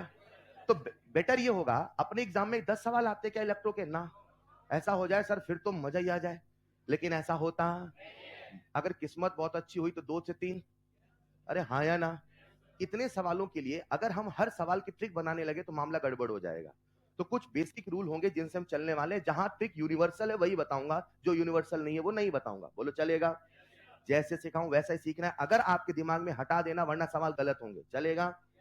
शुरू करूं क्या? समझना, अब मैं थोड़ा बोल रहा हूं, फील करना, लेकिन समझना ये सब न्यूमेरिकल करने के तरीके चल रहे हैं, राइट? सबसे पहले हम क्या लिख रहे हैं? सेल। इसे आप ऐसे समझो कि जब आप न्यूमेरिकल करोगे आपके सामने एक सेल लिखा होगा, तो सेल को देख के पहचानना पड़ेगा उसमें कौन एनोड है, उसमें कौन कैथोड है। बोलो डन। वो कैसे होता समझिएगा। हम सब गए आईयूपीएसी के पास। किसके पास? हमने कहा सर लिखें कैसे? उसने कहा जैसा दिखता है वैसा लिख डालो। हमने कहा सर हमें तो लेफ्ट हैंड साइड दिखता है। बोलो डन। हमें क्या दिखता है? Left hand. बोलो हाँ या ना? हमें क्या दिखता है? Left hand side. और क्या दिखता है? मुझे चैट नहीं दिख रहा बेटा, ठीक है। हमें दिखता है लेफ्ट हैंड साइड, और क्या दिखता है? सबको फोटो दिख रही है ना? देखो ध्यान से, सबको क्या दिख रहा? फोटो में कौन दिख रहा है? में लेफ्ट हैंड साइड और, अच्छा लेफ्ट हैंड साइड और राइट हैंड साइड जोड़ने वाला कुछ है क्या? ये है ब्रिज। ब्रिज क्या है? कभी आपने बचपन में पेंटिंग बनाई है? उसमें पुल आप ऐसे बना देते थे, याद है? नहीं याद है? ऐसे बनाते थे। तो हमने भी क्या किया, लिखा, और left hand side right hand side को जोड़ने वाला हमने बनाया पुल। क्या बनाया? हम लिख के गए, सर सर लिख लिया। सर सर आईयूपीएसी ने कहा इतने से तो मुझे कुछ समझ में नहीं आ रहा, लेफ्ट हैंड साइड में कौन है, राइट हैंड साइड में। उसने कहा इसे थोड़ा और इंफॉर्मेटिव बनाओ, इसे थोड़ा और दुनिया को बताओ कि लेफ्ट हैंड साइड में है कौन। उसने कहा ऐसा लिखो कि पूरी फोटो दिख जाए। क्या बोला उसने? ऐसा लिखो कि पूरी फोटो सबको समझ में आ जाए कि इसका इलेक्ट्रोड है, ये सॉल्यूशन है, ये फलाना ढिमकाना। हेलो, अब बताना, ये जो सॉल्ट ब्रिज है ये किसके कनेक्शन में है? मेटल की रॉड में कि सॉल्यूशन में? कौन है? फोटो आपने कल बनाई थी। क्या ये ब्रिज है बच्चों? क्या ब्रिज के लेफ्ट हैंड साइड में ZnSO4 है? कंसेप्ट समझना, मतलब ब्रिज के साथ वही लिखूंगा जिसके साथ ब्रिज कनेक्शन में है। समझ पा रहे हो? अब राइट हैंड साइड में कौन था? अब बताओ, लेफ्ट हैंड साइड में केवल ZnSO4 है, कुछ और भी है? कौन है? जिंक। अब बताओ जिंक सॉलिड है कि लिक्विड? और ये है ना? सोच के बता रहे हो भाई, ये लिक्विड है कि सॉलिड? और ये एक चैप्टर हुआ करता था जो अब नहीं रहा सिलेबस में, सिलेबस में सरफेस केमिस्ट्री, सरफेस केमिस्ट्री। वहां ऐसा पढ़ाया जाता था, वहां ऐसा पढ़ाया जाता था। क्या पढ़ाते थे? अगर कभी दो डिफरेंट सरफेस है तो दो डिफरेंट सरफेस को सेपरेट करने के लिए हम कभी इस्तेमाल करते हैं कॉमा का, तो हम कभी इस्तेमाल करते वर्टिकल लाइन का। किसका इस्तेमाल करेंगे? या वर्टिकल? किसको दिखाने के लिए? क्या इन दोनों का सरफेस सेम है, अलग है? तो अंतर दिखाने के लिए या तो लगा दो कॉमा या तो लगा दो वर्टिकल लाइन। अब वर्टिकल लाइन साथ थोड़ा मैच कर रहा था तो मैंने लगाया वर्टिकल लाइन। बोलो डन। कॉमा लगा दो, कोई दिक्कत? Zinc vertical line ZnSO4, COSO4 vertical line CO। मैंने CO दूर क्यों रखा समझ गए? सॉल्ट ब्रिज के बगल में इसे क्यों लिखा समझ गए? क्योंकि सॉल्ट ब्रिज इसी के तो कनेक्शन में है। बोलो भाई, हम लिख के गए यूपीएससी, सर सर सर लिख डाला। उसने कहा लिख तो दिया है लेकिन इसे थोड़ा सिंप्लीफाइड करो, इसे थोड़ा, हमारे बच्चे बहुत आलसी, इतना नहीं लिखते वो, इसे थोड़ा छोटा करो, इसे थोड़ा। उसने कहा ये जो आपके सामने लिखा है, क्या जिंक सॉलिड है? क्या कॉपर सॉलिड है? क्या CSO4 एक्वस है? क्या ZnSO4 एक्वस है? उसने कहा मतलब आपको ZnSO4 से है कि जिंक रॉड डूबा हो जिंक सल्फेट के सॉल्यूशन में। ऐसा बोलते हैं कि किसी भी इलेक्ट्रोड को उसी के सॉल्यूशन में डुबो, उसी के। जिंक सल्फेट होता तो भी चलेगा, जिंक नाइट्रेट होता तो भी चलेगा, जिंक कार्बोनेट होता। बोलो हाँ या ना? क्या मुझे उसके कंसंट्रेशन से मतलब है? क्योंकि कंसंट्रेशन अलग होगा तो इलेक्ट्रोड पोटेंशियल भी। कुछ हमने स्टैंडर्ड की बात करी थी। बोलो हाँ या ना? तो उसने कहा इसे थोड़ा और इंफॉर्मेटिव बनाओ, दुनिया को बताओ इसकी कंसंट्रेशन क्या है, इसकी कंसंट्रेशन क्या है। लेट्स इमेजिन ये कितना है C1, ये कितना है। अच्छा अगर ये हो जाए 1 मोलर, ये हो जाए 1 मोलर, क्या यही स्टैंडर्ड इलेक्ट्रोड पोटेंशियल माना जाएगा? लेकिन अभी 1 मोलर नहीं है, कितना है C1 C2। बोलो डन।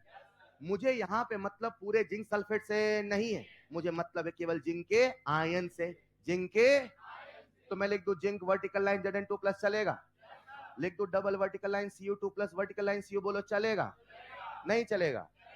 इसका फेज बोलो सॉलिड, इसको बोलो, इसको बोलो, इसको बोलो। Concentration C1, concentration C2। ऐसा नहीं लग रहा, केवल इस फोटो को देखो आपको इस पूरे सेल की हर बात पता चल जाएगी। कौन है इलेक्ट्रोड, कौन है सॉल्यूशन, कौन है इलेक्ट्रोड, कौन है सॉल्यूशन, कितना है कंसंट्रेशन, कितना है फेज, बोलो हाँ या ना। This is the complete information of that picture. इसे कहते हैं सेल रिप्रेजेंटेशन। क्या कहते हैं? आज से एक नियम होगा, आज से। क्या आप सबके सामने लेफ्ट हैंड साइड दिख रहा? क्या आप सबके सामने राइट हैंड साइड दिख रहा? मुझे बताओ लेफ्ट हैंड साइड पे ऑक्सीडेशन है कि रिडक्शन? एनोड है कि कैथोड? लेफ्ट हैंड साइड पे क्या हो रहा? ऑक्सीडेशन। वो एनोड होगा कैथोड? उस पे कैसा चार्ज है? निगेटिव। याद रखना प्यारे बच्चों, आईयूपीएससी का कन्वेंशन है, जो लेफ्ट हैंड साइड पे हो उसी का ऑक्सीडेशन, वही एनोड, उस पे निगेटिव चार्ज। बोलो डन। लिखिएगा नेक्स्ट पॉइंट, सेल रिप्रेजेंटेशन। किसी भी सवाल को करने के लिए, कुछ आवाज सी आ रही, बादल गरज रहे।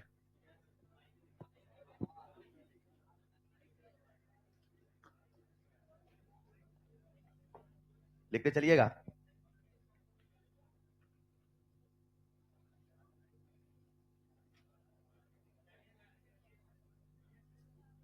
जैसा लिखा है छापा मार खेल लेंगे।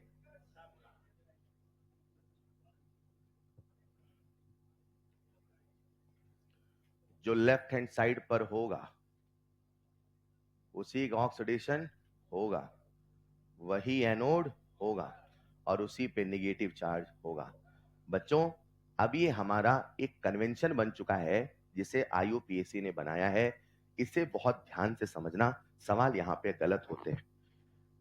जैसे आज आपके सामने मैंने जो सेल रिप्रेजेंटेशन लिखा है, तो सबको पता है कि जिंक एनोड है, कॉपर कैथोड है। कभी कभी सवाल बनाने के लिए कॉपर को लेफ्ट हैंड साइड में लिख दूंगा, तो अब आप कॉपर को क्या मानोगे? क्या मानोगे? एनोड। वो जैसा लिखेगा वैसा ही मानना है, भले कुछ भी हो जाए। अगर उसने लिख दिया, समझाता हूं मैं, आज यहां लेफ्ट हैंड साइड में जिंक लिखा तो उसे ही एनोड मानोगे। आप जब कभी सवाल आएगा जो लिखा आएगा वही माना जाएगा, चलेगा? आपको अपना दिमाग लगाना है, वो वही तो सवाल पूछेगा कि बताओ ये पॉसिबल है कि नहीं है, फलाना ढिमकाना। इसको लिख लिया है? किसी भी सवाल को करने का स्टेप नंबर 1 सेल रिप्रेजेंटेशन। किसी भी सवाल को करने का स्टेप नंबर 1 सेल रिप्रेजेंटेशन। एक सवाल पूछ लूं क्या? ये पूरे सेल का रिप्रेजेंटेशन है कि हाफ सेल का? अगर हाफ सेल होता तो इसमें कौन सा हिस्सा गायब होता? ब्रिज होता कि नहीं होता? मतलब अगर कोई हाफ सेल है तो उसमें ब्रिज नहीं होगा। लिखते चलते हैं, लिख लो। फिलहाल ये रूल लिख लेना, लोन जो लेफ्ट हैंड साइड पे होगा उसी का ऑक्सीडेशन होगा, वही एनोड होगा, उसी पे नेगेटिव होगा।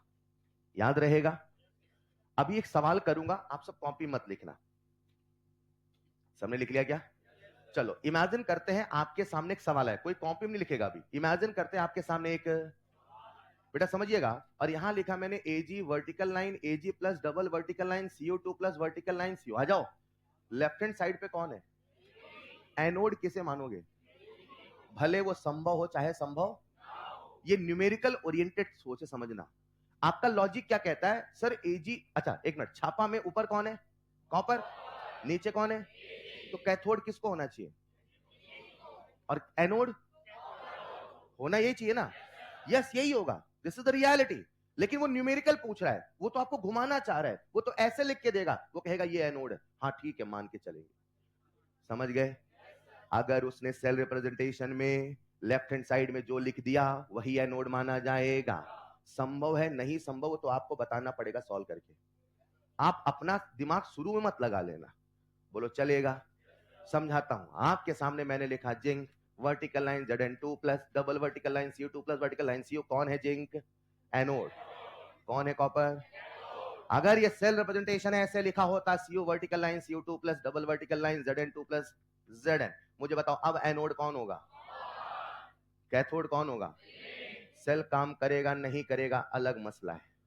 पहले समझो जो लिखा होगा उसका मतलब क्या है। अगर उसने सेल रिप्रेजेंटेशन दे दिया जो लेफ्ट हैंड साइड में होगा एनोड ही माना जाएगा। ये जो आपने लिखा ये था सेल रिप्रेजेंटेशन। क्या उसी प्रकार से हम हाफ सेल रिप्रेजेंटेशन भी लिख सकते हैं? तो उसी में लिखना नेक्स्ट पॉइंट बना के लिखते चलना हाफ सेल रिप्रेजेंटेशन। बच्चों मैं आपको लिखना पढ़ना सिखा रहा हूं क्योंकि न्यूमेरिकल की यही भाषा है, राइट? ये सीख लो तो सवाल समझ में आने शुरू हो जाएंगे। हाफ सेल रिप्रेजेंटेशन, उसमें हम सबसे फेमस पकड़ रहे हैं हाइड्रोजन इलेक्ट्रोड को। हेलो, ये क्या लिखा मैंने और अब क्या लिखा? समझ पाए क्या? केवल इतना लिखा तो स्टैंडर्ड है कि नहीं है? मतलब कंसंट्रेशन 1 मोलर कोई जरूरी, प्रेशर 1 बार कोई जरूरी, और अगर स्टैंडर्ड बोल दूं तो कंसंट्रेशन 1 मोलर है, प्रेशर 1 बार। पूरी क्लास का ध्यान चाहिए, देखना मैं कैसे लिखता हूं। क्या सबको तस्वीर याद है? एक प्लेटिनम की वायर थी, हाइड्रोजन गैस था और H+ था। सबको याद है? देखो मैं ऐसे लिख रहा हूं, देखना हाइड्रोजन इलेक्ट्रोड लिख रहा हूं, प्लेटिनम। क्या लिखा? अच्छा, एक प्लेटिनम था, एक हाइड्रोजन था, एक H+ था। बोलो डन। H+ क्या था? एक्वस। H2 क्या था? गैस। दोनों का फेज अलग है कि नहीं है? या तो लगाऊं वर्टिकल लाइन या तो लगाऊं कॉमा, दोनों ही चलता है। इसका फेज क्या है? गैस। इसका क्या है? सॉलिड। या तो लगाऊं वर्टिकल लाइन या तो लगाऊं, बोलो डन। 1 मिनट, ये हाफ सेल है कि पूरा सेल है? उसमें से ये एनोडिक हाफ सेल है कैथोडिक? ये देखो H2 से क्या बन रहा? H+। तो आपको समझना है उसने लिखा है एनोडिक हाफ सेल। क्या लिखा है? लेकिन अगर यही सवाल ऐसे नहीं ऐसे लिखा होता, समझिएगा साहब, क्या सबका ध्यान बोर्ड पे है? H+ vertical line H2 platinum. अब बताओ H+ से क्या बन रहा? तो आप इसे क्या मानोगे? आप रूल बना के चलते हो, कुछ न बोला जाएगा, कुछ न लिखा जाएगा तो SRP माना जाएगा, कैथोड माना। जब हम सवाल करेंगे वो छुपा के ऐसे रिप्रेजेंटेशन लिख देगा, जो लिखेगा वो मानना पड़ेगा। अगर ऐसे लिखेगा तो क्या मान के चलोगे? एनोड। और ऐसे लिख क्या मान चलोगे? कैथोड। मैं अभी भाषा सिखा रहा हूं न्यूमेरिकल की, क्लियर कट कह रहा हूं भाई। एक एक पॉइंट को सुनते चलना, ये सब फिर न्यूमेरिकल में काम आएंगे। डन? लिख लेना जल्दी से। अगर कभी ऐसा लिखा मिले तो एनोडिक हाफ सेल, और अगर नीचे वाला लिखा मिले तो कैथोडिक हाफ सेल। किसी भी सेल को देख के हमें सेल रिप्रेजेंटेशन लिखना आना चाहिए, और सेल रिप्रेजेंटेशन को देख के सेल की तस्वीर भी हमें समझ में आनी चाहिए, तभी सवाल आपसे बनेगा। सेल रिप्रेजेंटेशन देखते तुरंत मन में चमक जाए एनोड कौन है, कैथोड कौन है, क्या लिखा है।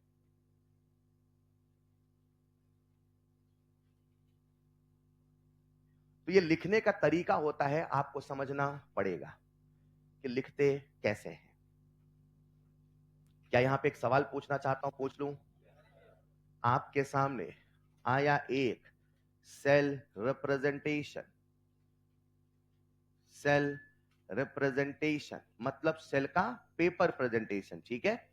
और कुछ ऐसे लिखा था, chromium vertical line chromium 3+, double vertical line Ag+, vertical line Ag। पहला प्रश्न, ये पूरा का पूरा सेल है कि हाफ सेल? कौन है एनोड? क्या बात है, कौन है कैथोड? इलेक्ट्रोड आयन होता है कि मेटल? मेटल। इलेक्ट्रोड आयन होता है कि मेटल? मेटल। ये है कैथोड, ये है।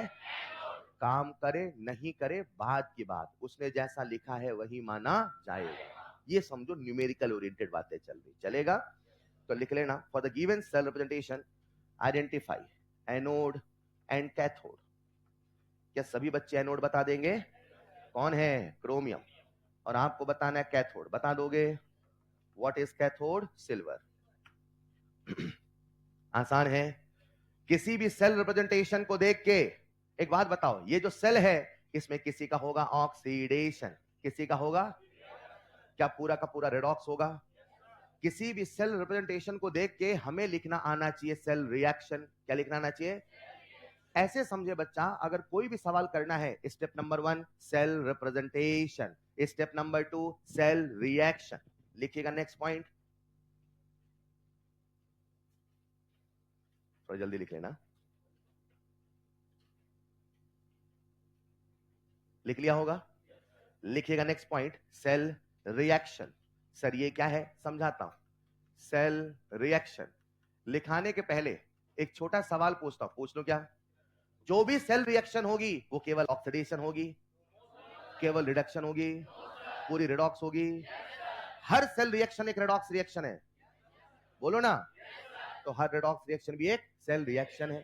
फर्स्ट पॉइंट लिखना, every redox reaction, every redox reaction is basically a cell reaction. Every redox reaction is basically a cell reaction. क्या समझे इसका मतलब? दुनिया की हर redox reaction एक cell reaction है। Every redox reaction is basically a cell reaction. इसका मतलब यह है दुनिया की हर redox reaction से बल्ब जलाया जा। हम जब सांसें लेते हैं वो भी रेडॉक्स है, उससे भी बल्ब जलाया जा सकता है। चैप्टर की शुरुआत ऐसे तो हुई थी, सोचो आप सांस से ले रहे हो, बल्ब जल रहा है, याद है कि नहीं याद है? हर रेडॉक्स रिएक्शन से बल्ब जलाया जा। फिलहाल इधर आओ, हमें क्या लिखना है, कैसे लिखना समझना, पूरी क्लास जुड़ जाओ। ऐसा करने के लिए सबसे पहले आपको सेल रिप्रेजेंटेशन पता होना। लेट्स इमेजिन, क्या बोला मैंने? क्या हमारे डैनियल सेल का सेल रिप्रेजेंटेशन आपको याद है? मैं लिखता हूं, बताना सही लिखा गलत। Zinc vertical line Z and 2 plus, double vertical line Cu 2 plus, vertical line, बोलो डन। ये कौन है? ये कौन है? लिखना नहीं, समय दूंगा। कौन है ये कौन है? ऑक्सीडेशन, इसे बोलेंगे oxidation half cell, reduction half cell. जब भी कोई सेल रिप्रेजेंटेशन दिया होगा उसे दो टुकड़ों में तोड़ लो, एक होगा एनोडिक हाफ सेल, एक होगा कैथोडिक हाफ सेल। क्या मैंने आपको रिएक्शन बैलेंस करना सिखाया? Oxidation half, reduction half. सबसे पहले बैलेंस होगा आयन, उसके बाद चार्ज बैलेंस होगा, उसके बाद बैलेंस होगा, उसके बाद, याद है क्या? मैं इधर लिख रहा हूं, देखना एनोड में क्या बन रहा, जिंक से क्या बन रहा, Zn2 प्लस। रुक जाओ, यहां पे Cu2 प्लस Cu, बोलो डन। बैलेंस करते सबसे पहले आयन, आयन को रूल याद है, अदर एटम ऑक्सीजन हाइड्रोजन, बोले तो ऊ, हाँ या ना? जिंक है और कोई दूसरा एटम, कोई लफड़ा। चार्ज को बैलेंस करने का रूल याद है, जितने का चेंज, कितने का चेंज, कितने इलेक्ट्रॉन, इधर की उधर। ऑक्सीडेशन है उधर, रिडक्शन है इधर, याद है? और जब भी हम कभी रिएक्शन को बैलेंस करेंगे, ऐड करेंगे, नियम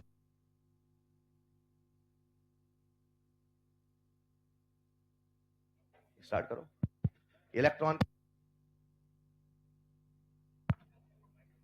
इलेक्ट्रॉन कैंसल आउट होना चाहिए, लिख लो। किसी भी सवाल को करने के लिए हमें सेल रिप्रेजेंटेशन और सेल रिएक्शन लिखना आना चाहिए। और मैं आपके सामने सेल रिएक्शन लिख रहा हूं। Zn प्लस कॉपर 2 प्लस से बन रहा है Zn प्लस 2 प्लस कॉपर। ये अपने सामने एक सेल रिएक्शन है। अब हर बच्चा ये सोचे, सेल रिप्रेजेंटेशन से सेल रिएक्शन, यानी सेल रिएक्शन से सेल रिप्रेजेंटेशन।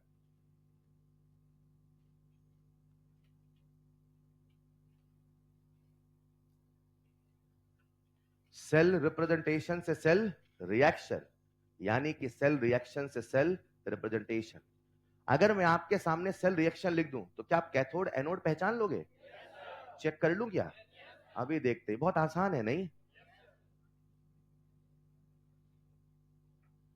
लिख लिया होगा?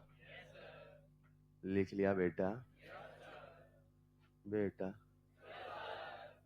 दे दूं एक सवाल?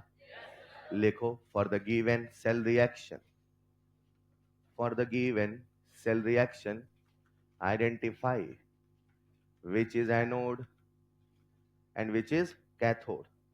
आपके सामने एक सेल रिएक्शन लिखी है, आपको बताना है इनमें से कौन है एनोड और कौन है कैथोड। ये छोटे छोटे कंसेप्ट अभी सवाल के रूप ले लेंगे, देखना इनमें से कौन है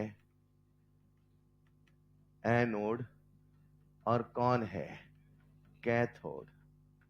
आपके सामने दो रिएक्शन है, पहले वाले में कौन है एनोड और दूसरे वाले में कौन है एनोड और कैथोड, बता दोगे? पहला सवाल, क्या ये दोनों सेल रिएक्शन है? Yes sir. क्या ये दोनों सेल रिएक्शन है? पहले का आंसर लिख रहा हूं, लिख लोगे? पहले वाले में एनोड कौन है लाला?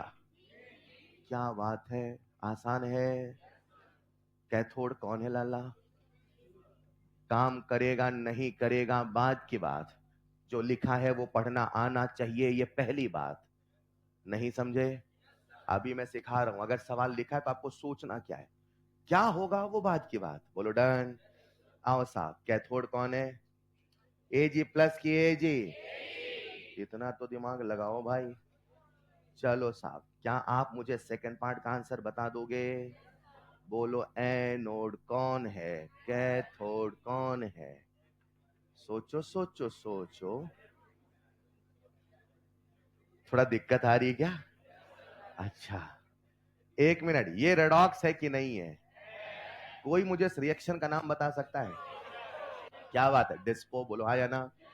Fe+2 Fe+3 oxidation, Fe+2 Fe read, cell reaction है यस। बल्ब जलाया जा सकता है यस। बोलो हाँ या ना? क्या मुझे एनोड बता दोगे? पक्का? मुझे लगता है एनोड कौन है? Fe। ऑक्सीडेशन किसका हो रहा है? Fe+2 का। अब आप कहोगे सर आयन कैसे होगा, आयन कैसे होगा? तो स्वाभाविक सी बात है, आपको इसके सेटअप में जाना पड़ेगा, और इस सेटअप में एक बर्तन में आयन होगा, वही वाली बात है हाइड्रोजन और H+ में। क्या हमने कुछ प्लेटिनम लगाया था?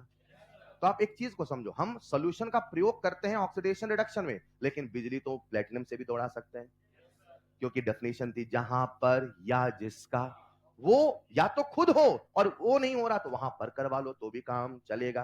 अरे हेलो, अभी फिलहाल मुझे बताओ, यहां पे मुझसे पूछा है एनोड कौन है, क्या Fe2+ Fe3+ बन रहा? क्या यहां पे से हम एनोडिक हाफ सेल मानेंगे? क्या यही हमारा एनोड होगा? कैथोड रिडक्शन किसका हो रहा है? Fe+2 का। किसमें हो रहा है? तो ये सेल ऐसे बनता है, एक तरफ प्लेटिनम वायर होगा, अंदर Fe3+ Fe2+ होगा, एक तरफ Fe होगा, अंदर Fe2+ होगा। हेलो, समझ पा रहे हैं क्या? मुझे बताओ इसमें कौन कैथोड होगा? आयरन। समझते हैं, दो हिस्से हो चुके हैं, एक है सेल रिप्रेजेंटेशन और एक है सेल। हुआ कि नहीं हुआ? सेल रिप्रेजेंट सेल, बढ़े आगे। बात है हाइड्रोजन और H+। कोई मुझे इस रिएक्शन का नाम बता सकता है? क्या बात है, डिस्पो बोलो हाँ या ना? Fe+2 Fe+3 oxidation, Fe+2 Fe read, cell reaction है यस। बल्ब जलाया जा सकता है यस। बोलो हाँ या ना? क्या मुझे एनोड बता दोगे? पक्का? मुझे लगता है एनोड कौन है? Fe। ऑक्सीडेशन किसका हो रहा है? Fe+2 का। अब आप कहोगे सर आयन कैसे होगा, आयन कैसे होगा? तो स्वाभाविक सी बात है, आपको इसके सेटअप में जाना पड़ेगा, और इस सेटअप में एक बर्तन में आयन होगा, वही वाली बात है हाइड्रोजन और H+ में। क्या हमने कुछ प्लेटिनम लगाया था? तो आप एक चीज को समझो, हम सोल्यूशन का प्रयोग करते हैं ऑक्सीडेशन रिडक्शन में, लेकिन बिजली तो प्लेटिनम से भी दौड़ा सकते हैं, क्योंकि डेफिनेशन थी जहां पर या जिसका वो या तो खुद हो और वो नहीं हो रहा तो वहां पर करवा लो तो भी काम चलेगा। अरे हेलो, अभी फिलहाल मुझे बताओ, यहां पे मुझसे पूछा है एनोड कौन है, क्या Fe2+ Fe3+ बन रहा? क्या यहां पे से हम एनोडिक हाफ सेल मानेंगे? क्या यही हमारा एनोड होगा? कैथोड रिडक्शन किसका हो रहा है? Fe+2 का। किसमें हो रहा है? तो ये सेल ऐसे बनता है, एक तरफ प्लेटिनम वायर होगा, अंदर Fe3+ Fe2+ होगा, एक तरफ Fe होगा, अंदर Fe2+ होगा। हेलो, समझ पा रहे हैं क्या? मुझे बताओ इसमें कौन कैथोड होगा? आयरन। समझते हैं, दो हिस्से हैं, एक है सेल रिप्रेजेंटेशन और एक है सेल। हुआ कि नहीं हुआ? सेल रिप्रेजेंट सेल, बढ़े आगे, लिखना next point, and factor of reaction. ये भी सुना है क्या? बोलो बेटा। हाँ, अगर कोई मेटल है तो पहले वही बोलेंगे ना, यहां पे तो दोनों आयन थे, तो आपका मन कर रहा था Fe2 प्लस Fe3 प्लस बोलने का, तो मैंने कहा आयन में फ्लो नहीं होता, वहां पे प्लेटिनम की वायर लगाते हैं, सेटअप आएगा धीरे धीरे, चलेगा। बढ़े आगे, बढ़े आगे, लिखना next point, N factor of reaction. कितने पॉइंट हो गए अभी तक? 2। Cell representation, cell reaction. लिखना next point, N factor of reaction. मुझे ऐसा क्यों लग रहा है ये भी पढ़ा पढ़ा सा है। कितनों को याद है? Raise your hand. क्या बात है, याद है? जितने इलेक्ट्रॉन कैंसल आउट होंगे वही एन फैक्टर ऑफ रिएक्शन माना जाएगा। लिख लो number 1, electron cancel out is equal to N factor of reaction, is equal to N factor of reaction. इसका मतलब क्या होता है सर? इसका सरल सा मतलब होता है total electron exchange during the reaction. इसका मतलब समझे क्या? मतलब जब ऑक्सीडेशन हो रहा था और रिडक्शन हो रहा था, कितने इलेक्ट्रॉन का आदान प्रदान हुआ नेट? वही तो फैक्टर ऑफ रिएक्शन है। अरे हेलो, जब आप कहते हो सर यहां पे 2 इलेक्ट्रॉन कैंसल आउट हो गए, इसका क्या मतलब है? इसने 2 दिया, इसने 2 लिया, that is the total electron exchange during the reaction. बोलो डन। क्या सबको क्लियर है? अगर मैं आपके सामने रिएक्शन लिख दूंगा तो आप मुझे फैक्टर ऑफ रिएक्शन बता दोगे? लिखो जला। Example number 1, calculate n factor of the reaction. आपके सामने सेल रिप्रेजेंटेशन है, zinc vertical line Zn2 plus, double vertical line Cu2 plus, vertical line CO। कितने बच्चे इन फैक्टर बता देंगे? ये तो अभी अपन ने किया था, राइट? हाँ या ना? बोलो इन फैक्टर कितना? आसान है क्या? एक और लिखो जरा, chromium vertical line chromium 3 plus, double vertical line Cu2 plus, vertical line CO। क्या इन फैक्टर बता दोगे? बता दिया क्या? ऑक्सीडेशन हाफ, रिडक्शन हाफ लिख के बताओगे? नहीं। अब कुछ बच्चे चालाकी करते हैं, 3 2 जा 6 एन फैक्टर 6। अरे हाँ, ये तो बढ़िया तरीका है। अब जो जनता पहली बार सीख रही है वो सोचती है ये तो बढ़िया है सर, फिर यहां कहती 2 2 जा 4 सर। नहीं समझे? वही मैं कह रहा हूं, यहां दुनिया भर के लोग बात ट्रिक बताते हैं, लेकिन ट्रिक से ज्यादा लिमिटेशन है। वही बताऊंगा जहां यूनिवर्सल है। मैं सजेशन दूंगा, क्योंकि हमेशा हमारा जो सिलेबस है ना, उसमें 2 चीजें चलती है, एक मेटल इलेक्ट्रोड चलता है और एक नॉन मेटल। मेटल में ट्रिक बहुत बढ़िया बनती है, नॉन मेटल में नहीं बनती। और सवाल क्या पूछेगा ये किसी को नहीं पता। मेरी बात समझ पा रहे हो? आप मेटल की ट्रिक बना लोगे, वो नॉन मेटल में नहीं चलेगी यहां। तो इससे अच्छा अपन बिल्कुल रूट मेथड से चले ना यार। 1 या 2 ही सवाल आएगा, और सवाल इतने करो कि अपने आप स्पीड बढ़ जाए। बोलो डन। मैं सजेशन दूंगा, मैं सजेशन, तसल्ली से ऑक्सीडेशन हाफ लिखिए, तसल्ली से रिडक्शन हाफ लिखिए, और फिर एन फैक्टर बताइएगा, वरना खेल होते समय नहीं लगेगा। और करे सवाल क्या? कुछ देर में करते हैं, फिलहाल एन फैक्टर ऑफ रिएक्शन बता दोगे? वैसे इसका लॉजिक समझ गए ना? पहले इसको लिखोगे, फिर इसको लिखोगे, इलेक्ट्रॉन कैंसिल आउट होने के लिए आप मल्टीप्लाई करोगे, 6 इलेक्ट्रॉन कैंसिल आउट होंगे। बोलो डन, बोलो डन। चलेगा? कितनी चीजें हो गई? 3। नंबर 1, सेल रिप्रेजेंटेशन, बोलो ना भाई यार। Number 2, cell. नंबर 3, लिखिएगा नेक्स्ट पॉइंट, रिएक्शन क्वोशेंट। लिखिएगा नेक्स्ट पॉइंट, रिएक्शन क्वोशेंट। बच्चों, आपके सिलेबस में एक चैप्टर है जिसका नाम है केमिकल इक्विलिब्रियम। क्या नाम सुना है? जानते हो, उस चैप्टर में कुछ बता रहा हूं, आ जाना। उस चैप्टर में आपको सिखाया जाता है एक शब्द जिसका नाम है इक्विलिब्रियम कांस्टेंट, और एक शब्द जिसका नाम है रिएक्शन क्वोशेंट। आप जान के हैरान हो जाओगे, जो रिएक्शन क्वोशेंट है, देखने में, लिखने में, पढ़ने में, सुनने में, बोलने में, क्या बोला मैंने? देखने में बिल्कुल के जैसा, लेकिन फिर भी के क्यों नहीं है? आओ समझते हैं।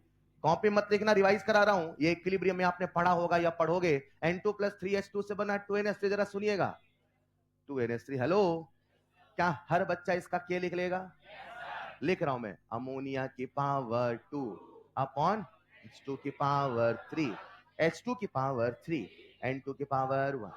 जब Q लिखोगे तो डिक्टो सेम, बस फर्क इतना है जब K लिखते हैं तो कंसंट्रेशन रखते हैं इक्विलिब्रियम वाला, और Q में किसी समय वहां इक्विलिब्रियम का हो भी सकता और हाँ, जब हम लिखते हैं K, क्या लिखते हैं? यहां हमेशा सॉलिड और लिक्विड का एक्टिव मास 1, याद है? ऐसा इक्विलिब्रियम में पढ़ाते हैं। हेलो, इस चैप्टर में अगर आपको न्यूमेरिकल करना है ना, तो आपको रिएक्शन क्वेश्चन लिखना पड़ेगा। रिएक्शन क्वेश्चन लिखना आपके सामने, मैं एक सेल रिएक्शन लिख रहा हूं, मुझे बताना कितने बच्चे इसका रिएक्शन क्वेश्चन लिख सकते हैं। और सेल रिएक्शन वही अपनी फेमस है, zinc vertical line Zn2 plus double vertical line Cu2 plus vertical line Cu, बोलो डन। क्या इसका सेल रिएक्शन लिख लोगे? लिख रहा हूं मैं, लिख दूं सीधे? अभी लिखा था, सीधे लिख दूं? जिंक प्लस कॉपर 2 प्लस से बनेगा Zn2 प्लस प्लस कॉपर, बोलो डन। ये है सॉलिड, ये है, ये है, ये है शानदार। क्या सभी बच्चे इसका क्यू का एक्सप्रेशन लिख लेंगे? सॉलिड का एक्टिव मास और 1 को हम लिखते हैं, यानी मैं लिख दूं concentration of Zn2 plus upon concentration of Cu2 plus, बोलो डन। मगर कहानी में एक ट्विस्ट है, बता दूं क्या? आपके सामने मैं एक रिएक्शन और लिख रहा हूं, प्यारे बच्चों समझना, और मुझे बताना है रिएक्शन ऑक्सीडेशन हाफ है कि रिडक्शन हाफ है, राइट? H2 से बना 2H प्लस प्लस 2 इलेक्ट्रॉन, बताओ ये सेल रिएक्शन है कि नहीं है? ये सेल रिएक्शन है कि नहीं है? What is the meaning of cell reaction? ये रेडॉक्स है कि नहीं है? ये सेल रिएक्शन है कि नहीं है? ये ऑक्सीडेशन हाफ है रिडक्शन हाफ? इलेक्ट्रोकेमिस्ट्री शुरू हो चुकी है भाई साहब। हाँ, ये ऑक्सीडेशन हाफ है रिडक्शन हाफ? बोलो हाँ या ना। अगर ये ऑक्सीडेशन हाफ है मतलब पूरा सेल रिएक्शन, तो क्या इसका हम क्यों लिख पाएंगे? मैं आपको बता दूं, ये है H2 गैस और ये है H प्लस एक्वस, बोलो डन। मैं इसका Q का एक्सप्रेशन बगल लिख रहा हूं, देखना जब मैं Q का एक्सप्रेशन लिखूंगा तो लिखूंगा कंसंट्रेशन ऑफ H प्लस का whole square upon pressure of hydrogen. अभी याद कर लेना, जब Q का एक्सप्रेशन लिखा जाएगा उसमें एक्वस का कंसंट्रेशन और साथ में प्रेशर भी लिखा, बस इसको दिमाग में रखना है। रख पाओगे? रीजन है हम यहां कंसंट्रेशन लिखते हैं, हम लिखते हैं एक्टिव मास, और एक्टिव मास का मतलब कंसंट्रेशन भी है, प्रेशर भी है। मैंने शायद काइनेटिक्स में हल्का आइडिया दिया था, बाकी वो तो इक्विलिब्रियम का पार्ट है तो वहां डिटेल में आता ही है। अभी हम इतने से काम चलाएंगे। नियम बना लो, जब लिखेंगे क्यू तो कंसंट्रेशन भी लिखेंगे, प्रेशर भी लिखेंगे, दैट्स इट। नहीं चलेगा? होगा कोई नियम? मान लो है, ठीक है बेटा। नियम सिंपल है, एक्टिव मास। नियम है एक्टिव मास लिखने का, और एक्टिव मास हम लिखते हैं तो एक्टिव मास में कंसंट्रेशन भी लिख सकते हैं, प्रेशर भी लिख सकते हैं। प्यारे बच्चों, हमने कल से एक सेल पढ़ा जिसका नाम था डैनियल सेल, बोलो हाँ या ना। डैनियल सेल कैसा दिखता है? बोलो डन। कैसे काम करता है? डन। सॉल्ट ब्रिज क्या करता है? डन। पेपर में कैसे लिखे? डन। उसकी सेल रिएक्शन, उसका इनफैक्टर, अरे बोलो ना यार, what is the N factor of the Daniell cell? पक्का? What is the reaction quotient of Daniell cell? Zinc 2 plus upon को, हाँ या ना। दुनिया में कोई भी सेल होगा, ये सारा काम मुझे करना आना चाहिए। हम एग्जांपल लेके चल रहे डैनियल सेल का, लेकिन कोई भी सेल होगा ये सब आपको करना पड़ेगा अगर बेहतरीन सवाल करना चाहते हैं तो। सेल रिप्रेजेंटेशन, सेल रिएक्शन, इनफैक्टर, रिएक्शन क्वोशिएंट, बोलो डन। आओ देखते हैं हमने जो ये सेल बनाया, हमने जो ये सेल बनाया वो कितने काम का है, देखना चाहते हैं?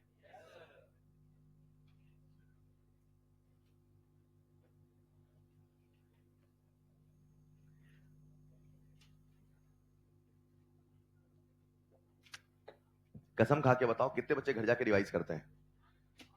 हाँ, मेरी कसम खा लो, कोई दिक्कत नहीं, इसे में खुश हो लो, खा लो बेटा, कोई दिक्कत नहीं। दिसंबर में याद दिलाऊंगा, कसम खाई थी। सबका हिसाब रखा जाता है, टेंशन ना ले। लिख लिया सबने? लिख लिया सबने? लिखिएगा नेक्स्ट पॉइंट। जो लोग नहीं कर रहे रिवाइज, प्लीज करो रिवाइज। मैंने पहले दिन कहा था रेडॉक्स इलेक्ट्रो एक फ्लो में चलता है। देखो, एक होता है ना ऊपर ऊपर से पढ़ना, फिर मजा नहीं आएगा। डेप्थ में पढ़ना है तो आपको शुरू से लेकर लास्ट तक कंटिन्यूटी में चलना पड़ेगा, फिर चीजें धीरे धीरे जुड़ती हैं। और हम भी कुछ पत्ते लास्ट में खोलते हैं, सारे पत्ते पहले क्यों खोले? धीरे धीरे समझ पा रहे हैं क्या? इसको वहां वहां वहां। हेलो, रिवाइज करते रहिए, पढ़ते रहिए, और सबसे जरूरी है सवाल लगाते रहिए। बढ़े आगे। लिखिएगा next point, next and the most important point, calculation of E not cell, calculation of E not cell. सभी बच्चे जग जाए, this is the most important topic of today's class, calculation of E not cell. आ जाओ, मैं जो समझाने वाला हूं उसके सबसे पहले आपको एक छोटे से शब्द से वाकिफ करा दूं। एक शब्द होता है जिसे आप कहते हैं EMF। क्या कहते हैं? ये शब्द फिजिक्स का है, इसका फुल फॉर्म होता है इलेक्ट्रोमोटिव फोर्स। नाम में फोर्स है लेकिन फोर्स नहीं है। ये जो EMF होता है जिसे हम ऑन पेपर ई से लिखते हैं, ये बेसिकली फोर्स नहीं, ये होता है पोटेंशियल डिफरेंस। और ये कोई मामूली पोटेंशियल डिफरेंस नहीं है, इस पोटेंशियल डिफरेंस को कहा जाता है मैक्सिमम पोटेंशियल डिफरेंस। इसको मैं फील कराता हूं। आप कभी बाजार से वो बैटरी लेके आए हैं, वो जो 10 या 20 रुपए की आती है, उसमें लिखा होता है 1.5 वोल्ट। वो जो 1.5 वोल्ट लिखा है ना, उसकी मैक्सिमम कैपेसिटी है, और उतना वो कभी काम ही नहीं करता। उतना वो कभी काम समझना। तो आखिर EMF होता क्या है? एक लाइन लिखें, EMF, फर्स्ट पॉइंट लिखना, EMF E is the maximum potential difference.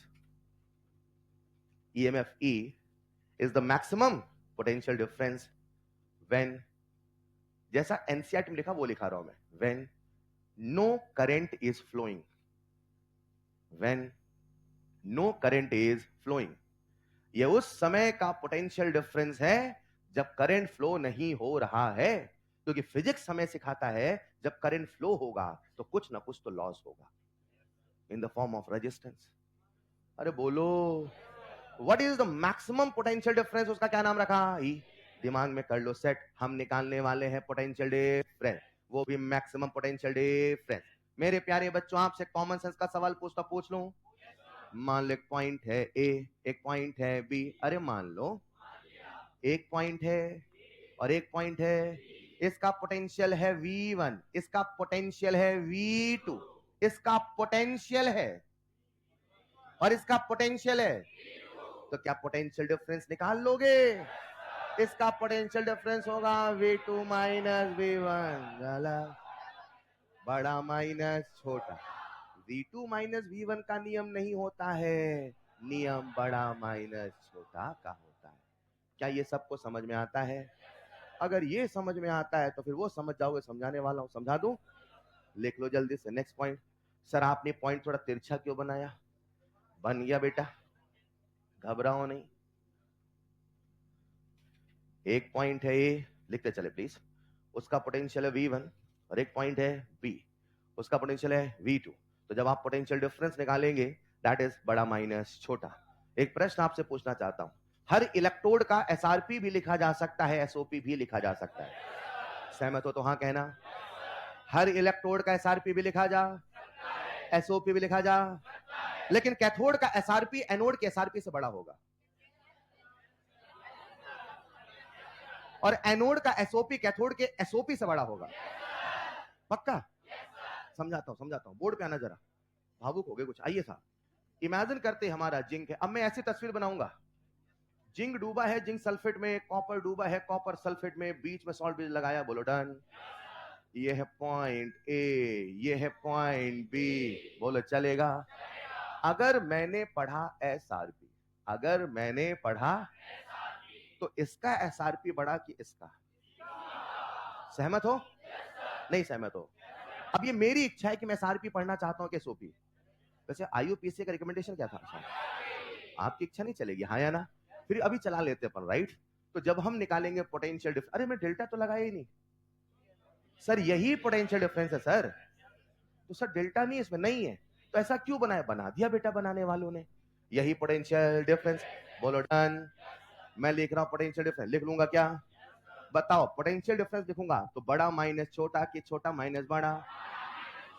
मान लेते कंडीशन स्टैंडर्ड कैसी है, तो मैं लिख रहा हूं E not cell equal to SRP of cathode minus SRP of, बोलो डन। अगर मैंने पढ़ा होता है SOP, क्या पढ़ा होता? आपको बोलना क्या होगा? SOP of minus SOP of, क्योंकि नियम एक था, एक है, एक रहेगा, बड़ा माइनस छोटा।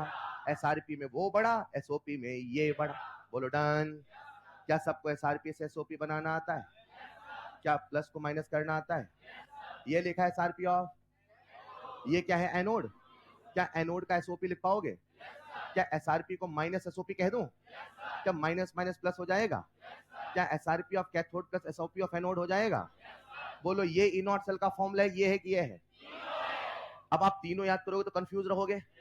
कोई हम एक याद कर ले, क्योंकि क्या बोला मैंने? आईयूपीएसी ने कहा कि बातें अक्सर एसआरपी में की जाएंगी, बातें अक्सर। तो हमने भी फॉर्मूला याद किया एसआरपी वाला। कौन सा याद किया? तो हमारा फॉर्मूला क्या है? SRP of cathode minus SRP of anode. 1 minute और लूंगा, मैं आपके सामने लिख देता हूं E naught cathode minus E naught anode. बोलो चलेगा? ये क्या लिखा है? E naught, E naught. क्या इसको पूरा पढ़ लोगे? यही जिसने पढ़ना सीख लिया उसकी इलेक्ट्रोकेमिस्ट्री स्ट्रांग हो गई। बस इतना पढ़ना सीख लिया जिसने। ई नॉट कैथोड कैसे पढ़ोगे?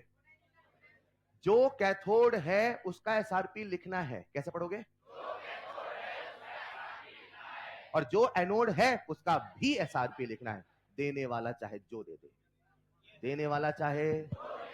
जो कैथोड है उसका एसआरपी लिखना है, जो एनोड है उसका भी एसआरपी लिखना है, देने वाला चाहे। बोलो हाँ या ना? 1 मिनट और लूंगा बस, प्लीज जल्दी लिख लें। एक लाइन पे छोड़ रहा हूं, बस 1 मिनट। हाँ पूरा लिखना है। यस।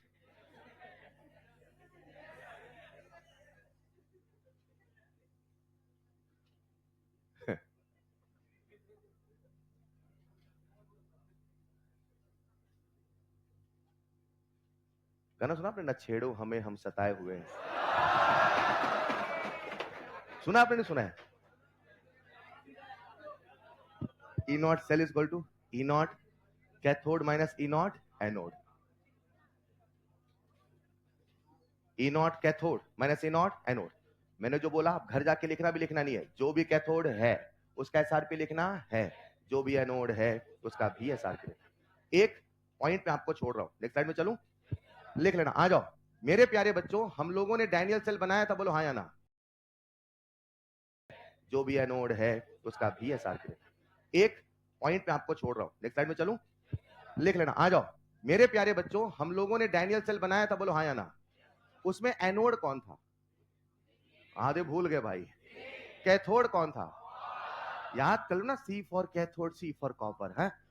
सुनो भाई, जिंक का जो एसआरपी होता है मैं आपको बता रहा हूं, माइनस 0.76 वोल्ट होता है, मान लो।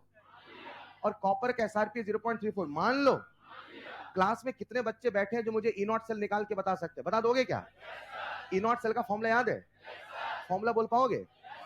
ई naught cathode minus E naught. एक आखिरी बार बोलूंगा, जो कैथोड है उसका एसआरपी लिखना है, जो एनोड उसका भी एसआरपी लिखना है। भी तो बोलते नहीं हो आप, उसका भी क्या लिखना है? एसआरपी। बोलो डन। कैथोड कौन है? कॉपर का एसआरपी लिख दूं? देखो लाला जादू, 0.34। एनोड का एसआरपी लिख दूं? देखो देखो देखो देखो देखो देखो, माइनस क्या लगाया मैंने? माइनस। और वो लिखा माइनस। बोलो डन। जोड़ लोगे? अरे मैं जोड़ूंगा। 0.34 6 4 10 1 7 1.10 सर आया 1.10 वोल्ट। कुछ समझ में आया? नहीं समझ में आया। सर पहले दिन से आपने कहा बल्ब जलाना है, ठीक है सर। मनचाही बैटरी बनाना है, ठीक है सर। ये वो हो रहा है, बिजली दौड़ रही, फलाना ढिमकाना, ठीक है सर। और ईएमएफ कितना आया है? सर 10 रुपए वाले का भी 1.5 वोल्ट होता है। 10 रुपए में जो आता है 1.5 होता है। एवरेडी 1.5 वोल्ट, समझ पा रहे हैं क्या? और सर अपना कितना आया? और अपने को चाहिए कितना?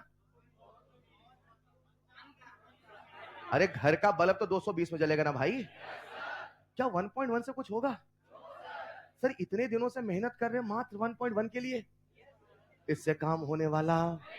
नेक्स्ट क्लास में आपको मैं एक जादू सिखाऊंगा, 1.1 को 110 बनाने की कला सिखाऊंगा। सीखेंगे? आपका होमवर्क रहेगा, रिवाइज टुडेज लेक्चर। बेल हो गई अपनी? Revise today's lecture, revise today's lecture. बस रिवाइज करना, सवाल कर दूंगा। बंद कर दूं? बंद कर दो बेटा। प्लीज रिवाइज करके आना, ठीक है? अब हम जा रहे हैं इलेक्ट्रो की डेप्थ में। That's all for today, thank you so much.